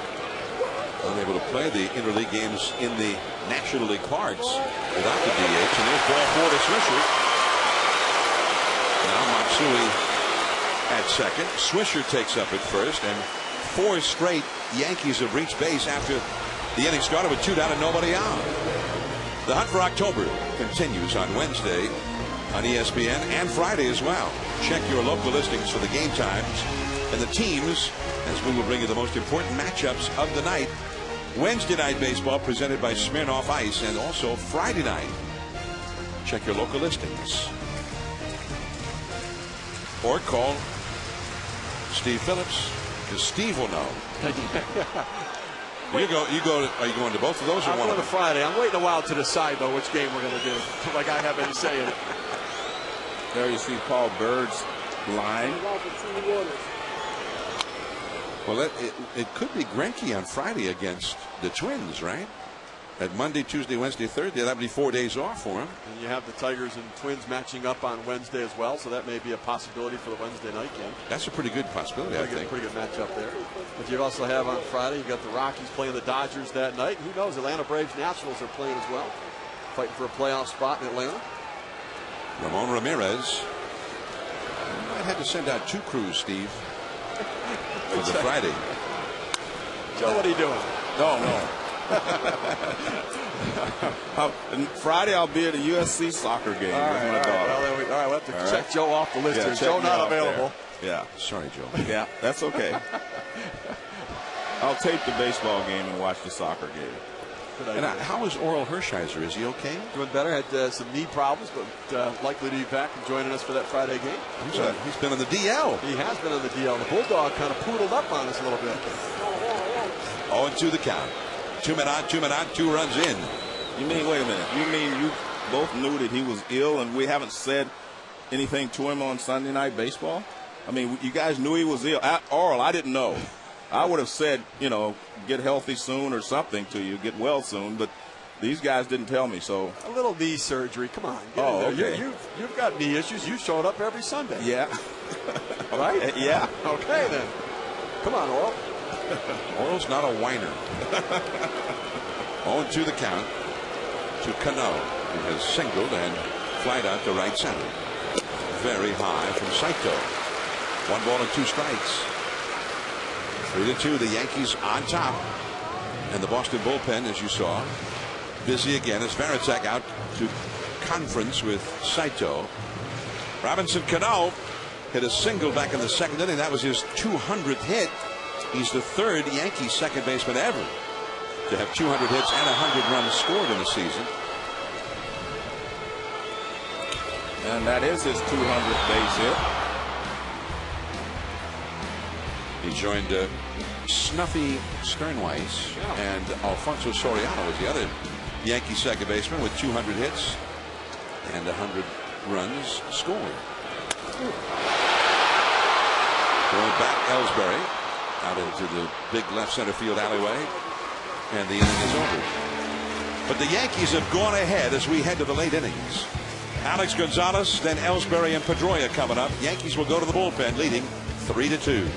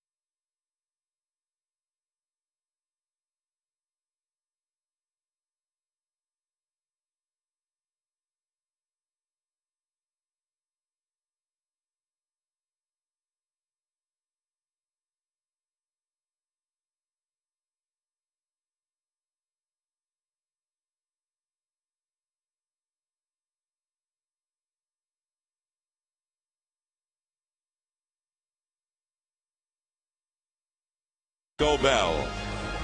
From Yankee Stadium in the Bronx, John Miller along with Joe Morgan and Steve Phillips. The big crowd, they've been sold out all weekend here. And now the Yankees with a 2-run sixth inning have gone ahead 3-2 for Andy Pettitte, who now is out of the game as the Yankees go to the bullpen. Well, Andy Pettitte early on in this game had some difficulty hitting his spots. He struggled early on finding the strike zone and finding Jose Molina's glove.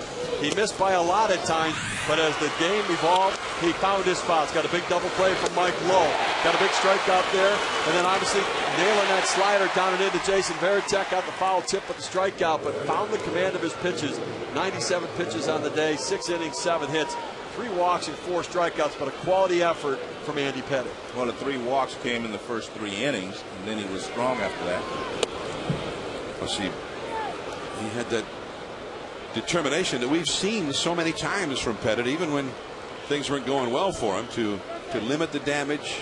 And the Red Sox had the bases loaded and nobody out of the 3rd inning. Mike Lowell, good RBI man at the plate, and they only got 1 run out of it. Lowell hit a double play ball to get that run home, and then that was the end of it. He just shut them down the rest of the time he was in there, as Rooney to Alex Gonzalez with a count of 1-1. And out of play. Alex Gonzalez himself has had success in October against the Yankees. He won a game, a walk-off home run in the World Series in 2003 for the Florida Marlins, an extra inning game in Miami. He helped the Marlins win that World Series from the Yankees, and now he's out on strikes. 1 away. You know, I was going back and talking about Pettitte and how well he pitched. One thing to notice, he still was out of the zone later, but he was out of the zone because he was ahead in the count. Right. Therefore, they had to swing at the bad pitches. But early in the ball game, he was missing. He was getting behind the count, and the guys were not going out of the zone. So that's the difference in throwing strike 1 or being ahead in the count as opposed to being behind, and they're just not going to help you out. And that's really why, for me, I think Andy Pettit is that number 2 guy on this staff, because he makes big pitches when he needs to, and he can recover. And where I love A.J. Burnett's stuff, and he's got some electric stuff, and he's got a chance to dazzle you on a given day. A.J. Burnett has a chance as well to deliver a clunker, that 3 1/3 inning outing that wears out your bullpen. Pettit doesn't do that typically. If he's not on, he'll battle his way through 5 or 6 innings and still give you a chance to win. And with this offense, the Yankees have 48 come from behind wins this year because their starting pitchers, even if they fall behind, guys like Pettit keep it close. The bullpen maintains that deficit, and the offense can come back through all 9 innings. Sabathia, who was great yesterday, a moment ago, you saw Burnett, and that is just fouled by Ellsbury. And it is a 1-ball, 2-strike count. Ellsbury 1 for 3. He had a bunt single back in the 2nd inning. Sabathia on the left and Burnett on the right. Burnett will go Tuesday against Kansas City. And Sabathia should have one more tune-up and then get the call in game 1 of the division series. Jeter in the dirt, but grabbed by Teixeira. And that is out number 2. Teixeira saves some errors for those infielders, too. They know they just get it over there in the vicinity, that with his soft hands, he'll handle it. Well, he's perfect for a first baseman. He's tall enough so he can stretch out, as we saw there. He's also one of the few first basemen that I've seen that when the ball's hit to one of the infielders, he kind of gives them a target, a quick target, which I think is great. And all that first baseman should do it. Just give them a quick target so they can concentrate on that area. A lot of first basemen I've been watching, maybe Euclid, he just runs to the bag and he gives his body as a target. But you should always give the guy something to throw to. Here's Dustin Pedroia. And it's ball 1. Pedroia 0 for 3 in this game.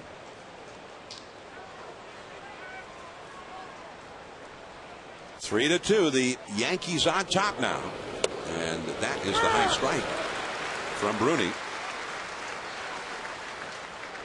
There's Jeter. As he comes across, he looks over and he gives him a little quick target. And here he stretches out. That's what I said. He's tall enough. You want your first base to be tall enough so he can stretch. Cano. And again, the target being given there by Teixeira. Pedroia is 0 for 4. 3 up and 3 down. Bruni in the 7th. Melky Cabrera coming up. The Yankees in the last of the 7th, leading 3 to 2.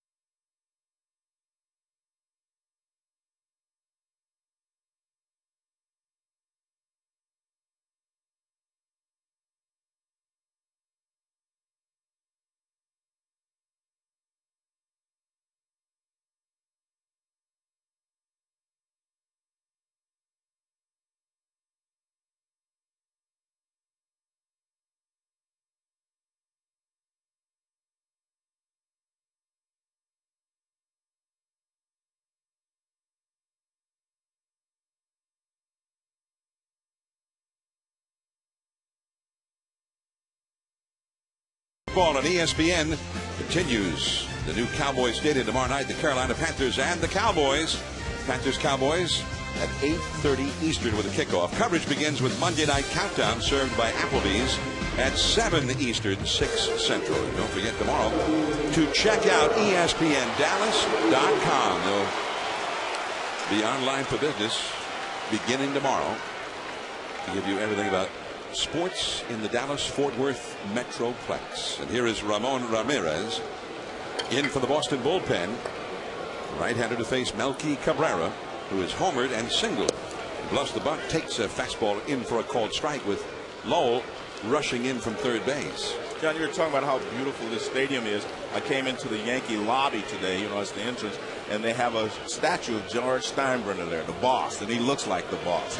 It's a great, great tribute to, George Steinbrenner and his reign here as owner of the Yankees. And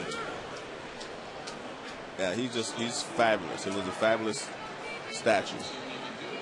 Although a lot of people would say fabulous if you didn't work for him. Well, one thing from my perspective, fabulous because I liked him and I got to know him, pretty well. So right now, Yankee fans love him because they've put a great run of success here over the last couple of decades, and they have really captured the history and tradition of this organization in the new stadium. 2-1 the count to Cabrera, and that's out of play. When George Steinbrenner bought the club, the Yankees were nowhere close to the kind of success story that they are these days. They were just a ball club that was trying to somehow find the glory again. And soon after he bought the ball club, they went to the World Series, and they went there 3 years in a row. 76, 77, and 78. As that's caught by Lowell on a broken bat liner, Cabrera is out number 1. I've always admired him, John, as a businessman because he always put his money back into his business. A lot of times guys, owners have taken money and did whatever. But he would continue to build, put it back in, even though a lot of people say, well, he bought a lot of free agents. He spent a lot of money on free agents. Well, he was trying to build a product for his fans, and he succeeded. So you don't have to follow his model, but he has worked for him. And it's hard to question his desire to win. Right. He clearly acted like he wanted to win. Here's Jose Molina, and it is 0-1. Molina has grounded out to second, flied out deep to right center. 3-2, the Yankees lead here in the last of the 7th. We were about a 1 hour delayed in getting started because of rain. Shallow center, there is Ellsbury, and that is out number 2. We've got an update with Kevin Nagandi.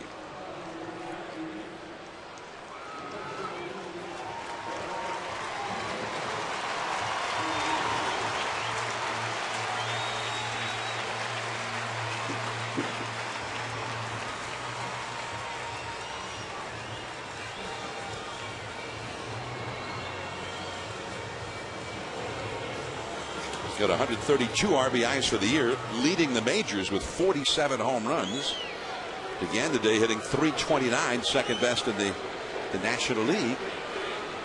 But Cecil Fielder's son, Prince, is leading the league in RBIs.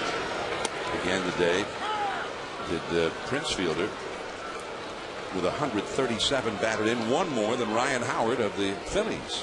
Derek Jeter singled, grounded to third, and flied out deep to right center. He sent J.D. Drew all the way back to the wall in right center his last time. And the fastball is down and in from Ramirez. Hey, the reason Pujols does so well with the bases loaded, you don't have any place to put him. That's right, you got to so you have to pitch to him. So, and he makes you pay when you throw strikes.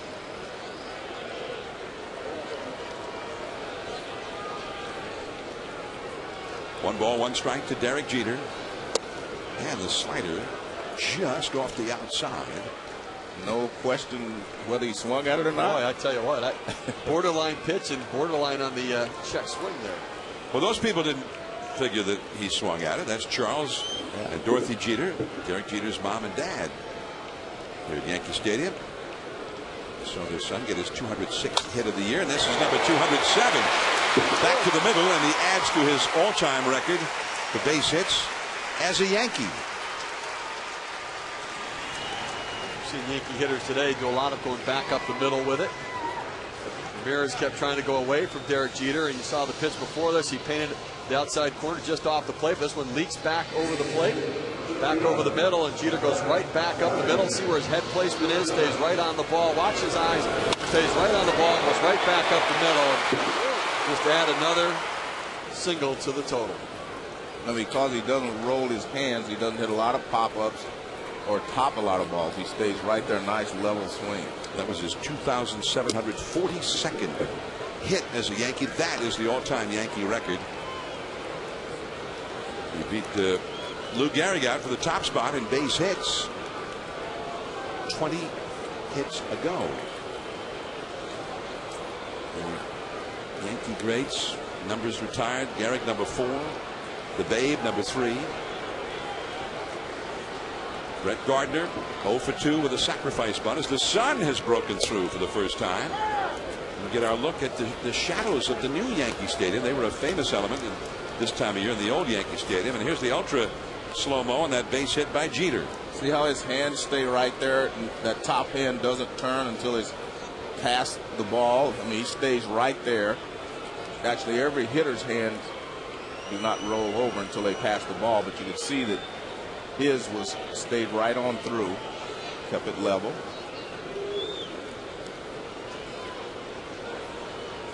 Inside to Gardner. Saw Jeter kind of peeking in from first base as he's taking his lead, trying to see if he can't steal a sign from Jason Varitek to find an off-speed pitch or a certain pitch to try to get a jump on. You see Derek Jeter's all-time ranks of numbers. Those numbers just keep on coming. He's soon to be near the top of stolen bases as well, sometime next year likely.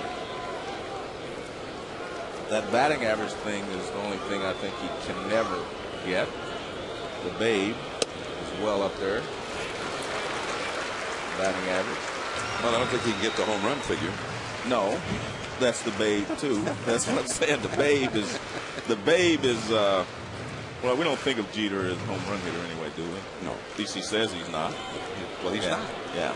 But anyway, occasionally hits the long ball. Yeah. And I think he's really taken good advantage of this new ballpark because right field is where he hits a lot of his fly balls, and they've been able to go out of the ballpark that way. Well, and he always did at the old ballpark too. Right. But this one even more so, I think. Remember, last couple of years his power had started to diminish a little bit, but it's back now with the addition of this ballpark and the fact that I think he realizes he can go that way and hit it out, and he does that. Jeter's hit 12 home runs here, 5 on the road this year. There he goes, and that is fouled.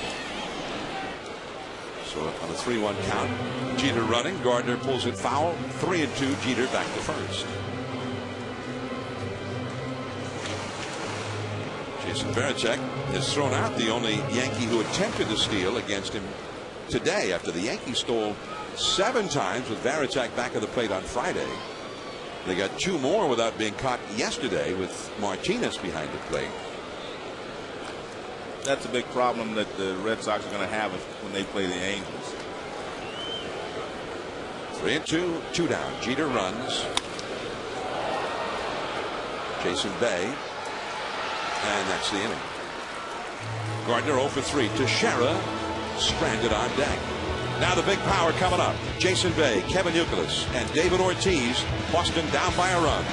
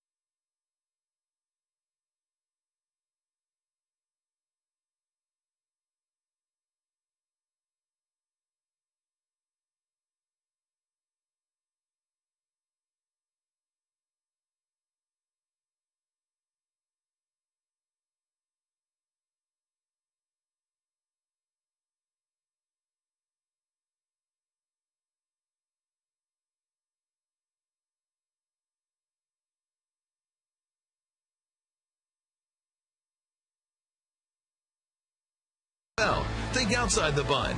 And in part by Cabot Wood Stains. Our performance is legendary. And Yellowbook and Yellowbook.com. The moment you need it, Yellowbook it. Sun is shining at Yankee Stadium, and the long shadows are now being cast on some of the Yankee infielders, and left fielder Melky Cabrera are going to go don the sunglasses now. And of course, that was a famous sight at the old Yankee Stadium, the original one, and the remodeled Yankee Stadium in October when they used to play daytime World Series. It was always difficult in October when the sun was right in the left fielder's eyes. The Babe would play right field at Yankee Stadium because left field was the sun field. And then when they'd go to Fenway Park, where it was just the opposite, the Babe would play left field. Are you trying to say the Babe was a diva? And Bob Musial would play the sun field no matter what ballpark they were in. I think he's trying to say that. I'm not saying he was a diva. The Babe just said, you know, the sun, looking into the sun all day, it's bad for my eyes. And because he didn't make the lineup card, right? Miller Huggins. Later, I guess Joe McCarthy. That's where they put him. It was better for the Babe. He wouldn't go to the movies either because he thought sitting in a darkened movie theater looking at the flickering images on screen, he thought that was bad for his eyes too, Joe. That's why we had problems. No wonder I couldn't hit. Now I figured it out. 2-1, Bruni and Jason Bay, and Bay pops it up right out in the middle of the infield, and here is Teixeira to take charge, and everybody else moves out of his way. Bay is now 2 for 4. 1 down. Let's get an update from Kevin Nagandi.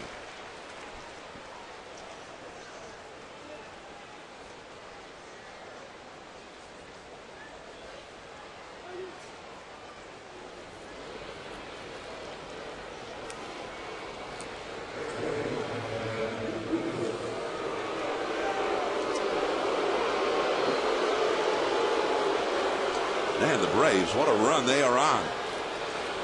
Here is Youkilis, and that is a called strike. National League wild card now.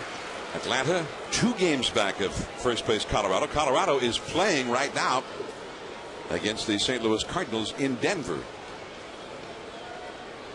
So with a win, they'll be back to 2.5 ahead. But if they lose that one, only 1.5 ahead.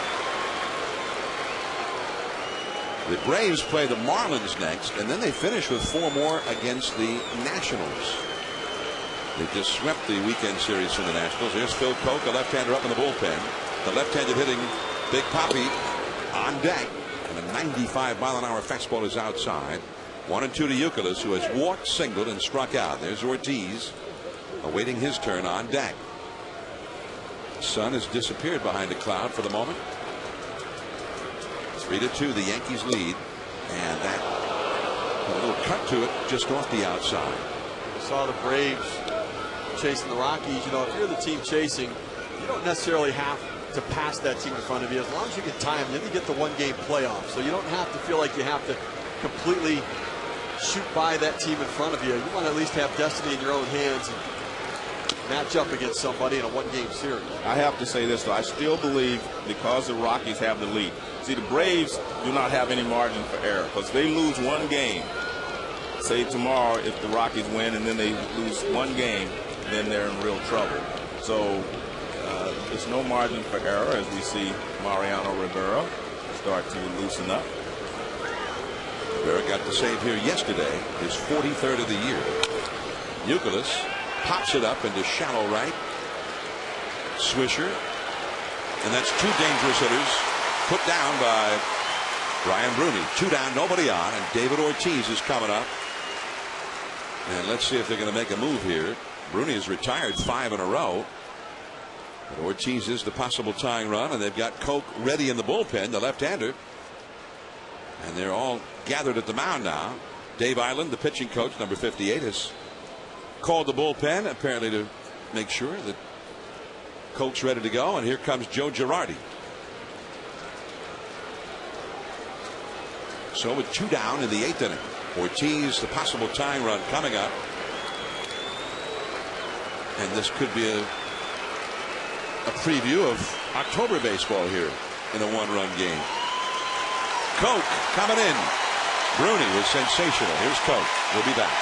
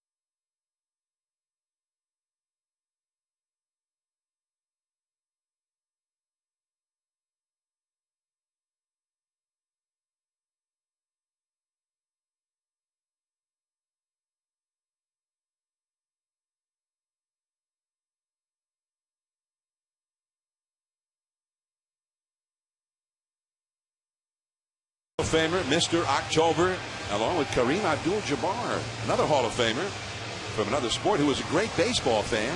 Big fan. He's from here in New York. Catch all the action of the 2009 Major League Baseball postseason. The excitement begins October 7th with the Division Series. 3 games that day. John, it's funny because Kareem Abdul-Jabbar, Larry Bird, Magic Johnson all wanted to be baseball players. And they all played the game, and then they started to grow, obviously, and they changed. I was with him a couple of weeks ago at a Jackie Robinson event in Dodger Stadium, and so he's always around baseball. He loves the game. I remember Bill Cartwright, who played here for the Knicks for several years. He loved to play shortstop. He loved it, and he kind of outgrew shortstop. Here's Phil Coke to Big Poppy, David Ortiz. Rick Barry was a great Willie Mays fan. Rick Barry, all-time great NBA player, and he wore number 24 as an NBA star in tribute to his idol, Willie Mays. I actually wanted to play power forward in the NBA, but I didn't grow enough to play, so, Ortiz, I think, could have played some forward. Yeah. He could have banged it around in there. He was in the Wes Unseld, Rick Mahorn school of inside power. 1 ball, 1 strike. We see a different alignment for David Ortiz this time. Although they're on the left side, they're still playing him pretty much straight up. Jeter and Alex Rodriguez. A slider on the outside corner. 1 ball and 2 strikes. Ortiz has walked twice and flied out to left center. He is the possible tying run. Right field beckons here at the new Yankee Stadium. Not just the home run porch down the right field line, but all of right field so far this year. Slider in the dirt. And an appeal to the third base umpire Kellogg. Denied. No swing. 2-2. Mike Lowell would be next.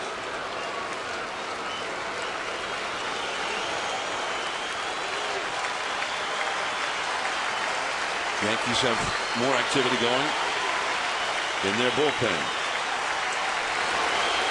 2-2 the count. Struck him out. A foul tip held by Molina.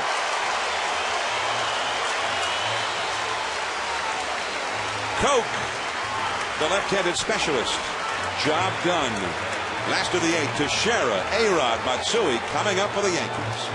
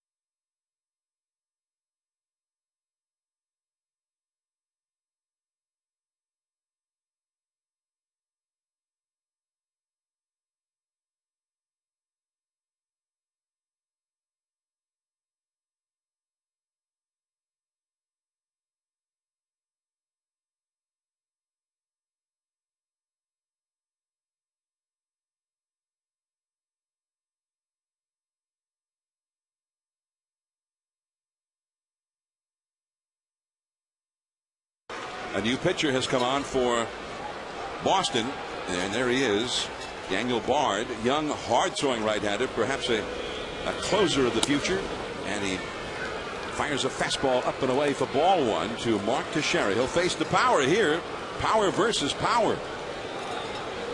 So Bard versus Teixeira, then A-Rod and Matsui. Teixeira is 1 for 3. His single with 2 down in the 6th started the 2-run rally to put the Yankees ahead. There's a high fly ball to right. Back goes Drew. All the way back to the wall. Gone! A home run! Just a high fly ball. And it made it out of here. 4-2 Yankees. Number 38 for Teixeira. It was funny because as soon as he hit it, J.D. Drew didn't want to move. He was going to give us that statue out there and just look up. But he saw it was so high that he said, well, maybe it will stay in the ballpark. But anything high and deep to right field, you can forget about it in this ballpark. If it's high, it's going to carry it and just continue to carry it. But he did stay in his stance for a while. All day, Mark Teixeira was pulling Paul Byrd pitches way foul down the right field line, but with a little more fastball from Bard, able to keep it in fair territory.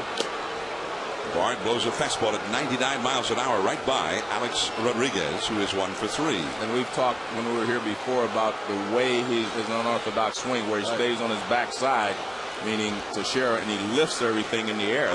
He's perfect for this ballpark and the old Yankee Stadium as well. But this one is built even better for him. And the slider from Bard is down out of the strike zone. 1 ball, 1 strike.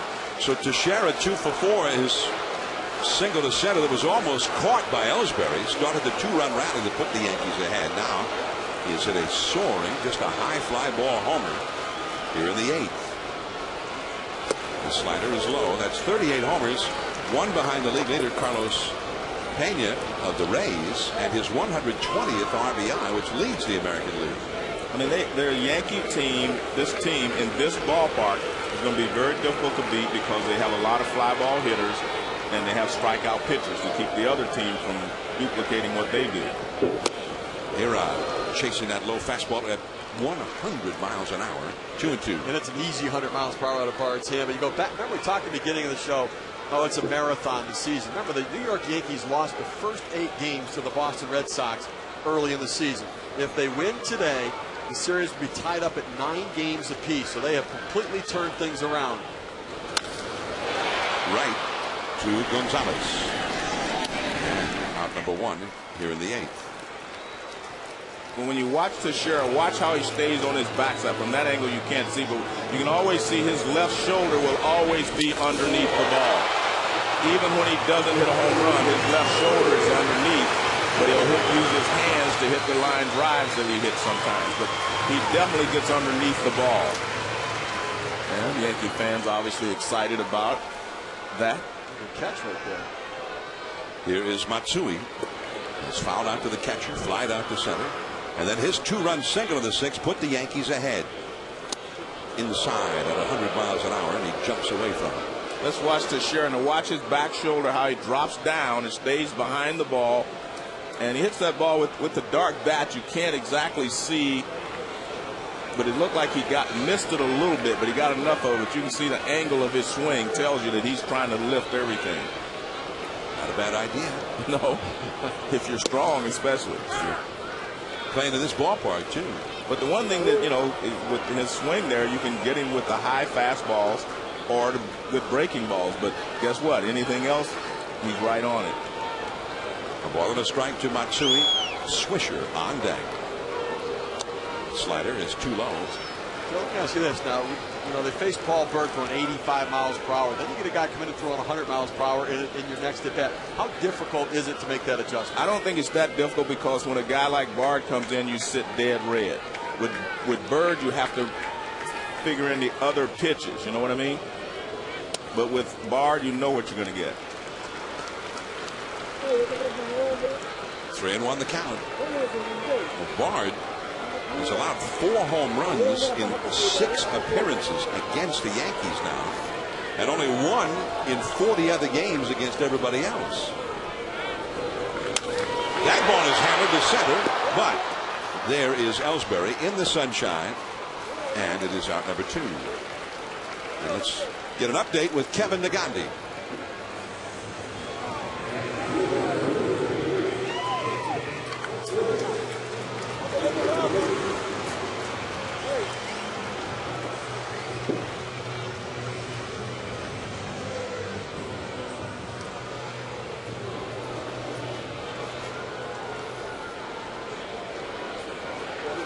We saw the Cardinals leading the Rockies. The Rockies are only 2 games ahead of Atlanta now after Atlanta's extra inning victory in Washington.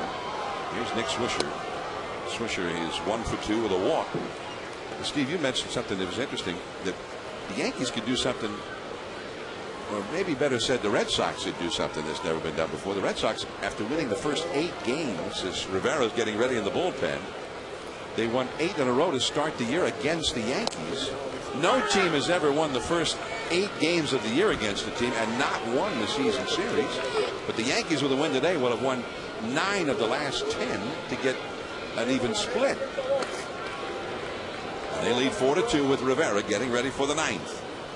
Well, it just shows you how the game is, John. At the beginning of the season, when the Red Sox beat the Yankees 8 in a row, I thought the Red Sox were the best team in the American League. All right, when the Yankees turned it around and started beating them, well, the Yankees were the best team in the American League. It just depends on when you play a team, how your record is going to end up on that season.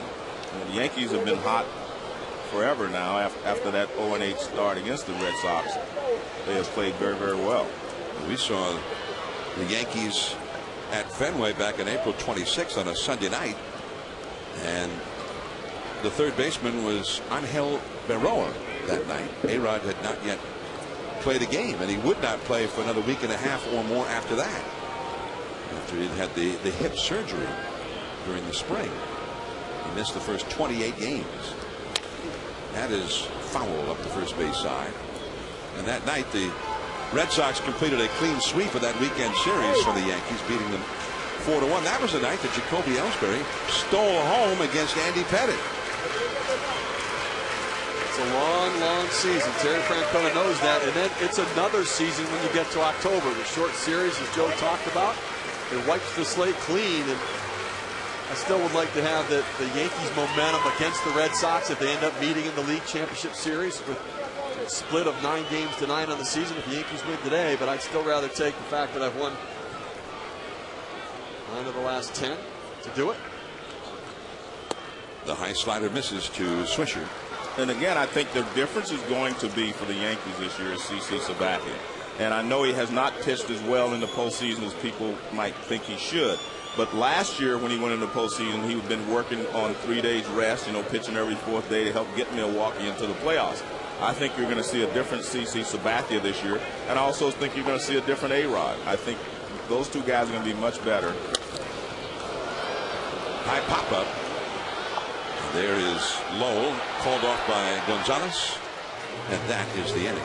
So, the Yankees are 3 outs away from clinching the American League Eastern Division title. And the great Rivera is soon to head in to try and save this clinching victory. And here comes Rivera into the fray.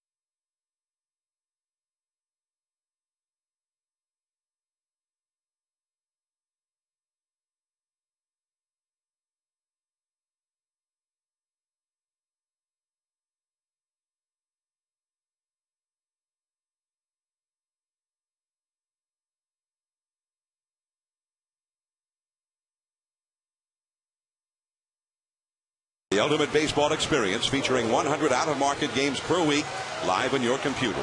For more details, visit MLB.tv, where baseball is always on.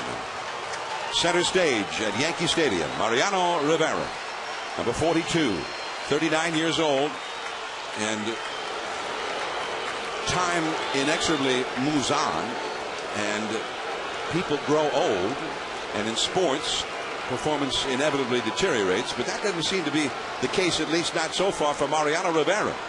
He's better than ever as a foul is hit off to the right by Mike Lowell. Rivera 43 saves, only 2 blown saves, and after all those years still throwing strikes, 71 strikeouts, only 12 walks in 63 into third innings pitched. Lowell is 1 for 3 with a run batted in. The cutter, right field, there is Swisher. 1 away. The Yankees 2 outs away from clinching the American League Eastern Division title after failing to go to the postseason last year. They were an also-ran, and it was about this time last year that we had the great honor and pleasure to be at the final game at the old Yankee Stadium. And the Yankees, it was a bittersweet night because they were saying goodbye to that ballpark and not about to play postseason games there. Here's J.D. Drew, and that cutter runs inside, almost hit him. 1 ball and no strikes. Drew is 1 for 3.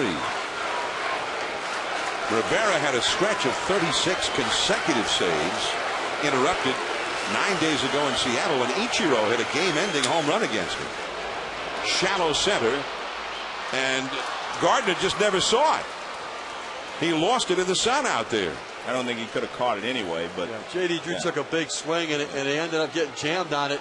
The swing looked like he was going to drive it, but he did not center it on the bat. And I think the sun in Gardner's face a little bit, and feet gave way on it. See the big swing there and just didn't get it. He got jammed on it.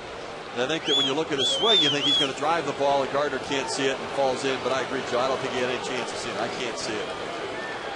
Well, now the sun has disappeared, which is good news for Gardner, as Molina is out at the mound with Mariano Rivera. Meanwhile, for the Red Sox, Victor Martinez has come out of the dugout, and he is going to be the pinch hitter for Jason Varitek. Martinez has a 25-game hitting streak, which he extended in the 9th inning yesterday with a base hit to right field off of Mariano Rivera. Varitek was 1 for 3 today. Martinez 301, 22 homers, 102 batted in. He's 3 for 12 lifetime against Rivera. Rivera starting off with a cut fastball inside yesterday, and he singled to right field. Let's see if he goes away this time with a fastball or comes way off the plate inside.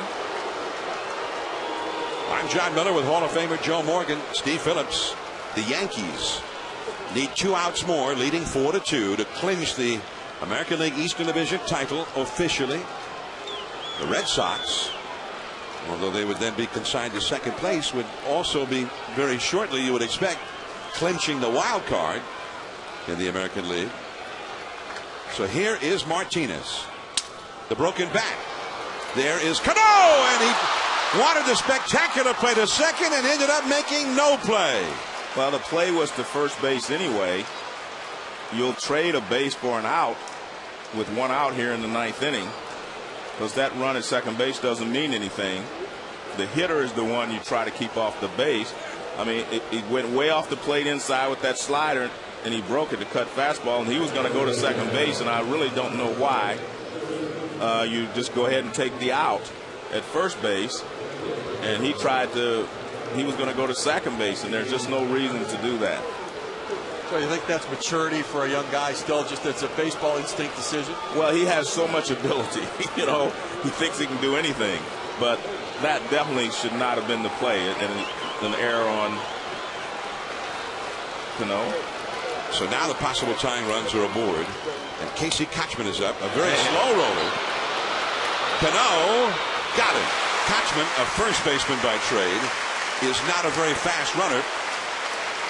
And now the possible tying runs have both been moved up into scoring position, with Brian Anderson having gone in for Victor Martinez as a pinch runner, so he is the possible tying run at second base with 2 down.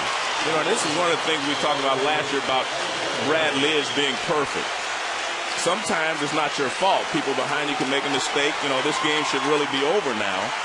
And Mariano Rivera is out there, and if he gives up a base hit, he has a blown save. So that tells you, you know, how great Lidge's season was last year to be perfect.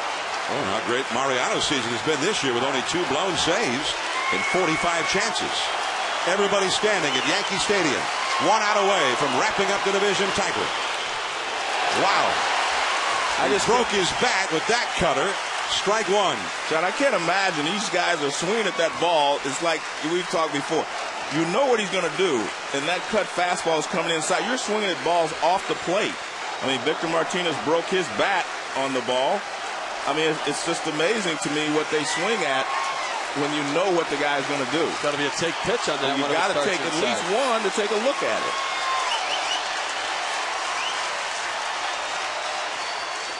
Well, that one he took. Yeah. But if he takes the first one, he probably would have got a better pitch to hit on the second pitch. That is such late movement on that cutter. You can almost see it make a left turn as it gets to home plate. Ellsbury 1 for 7 against Rivera. Back to Rivera. The Yankees have won the American League East, and the great Rivera was center stage to wrap it up.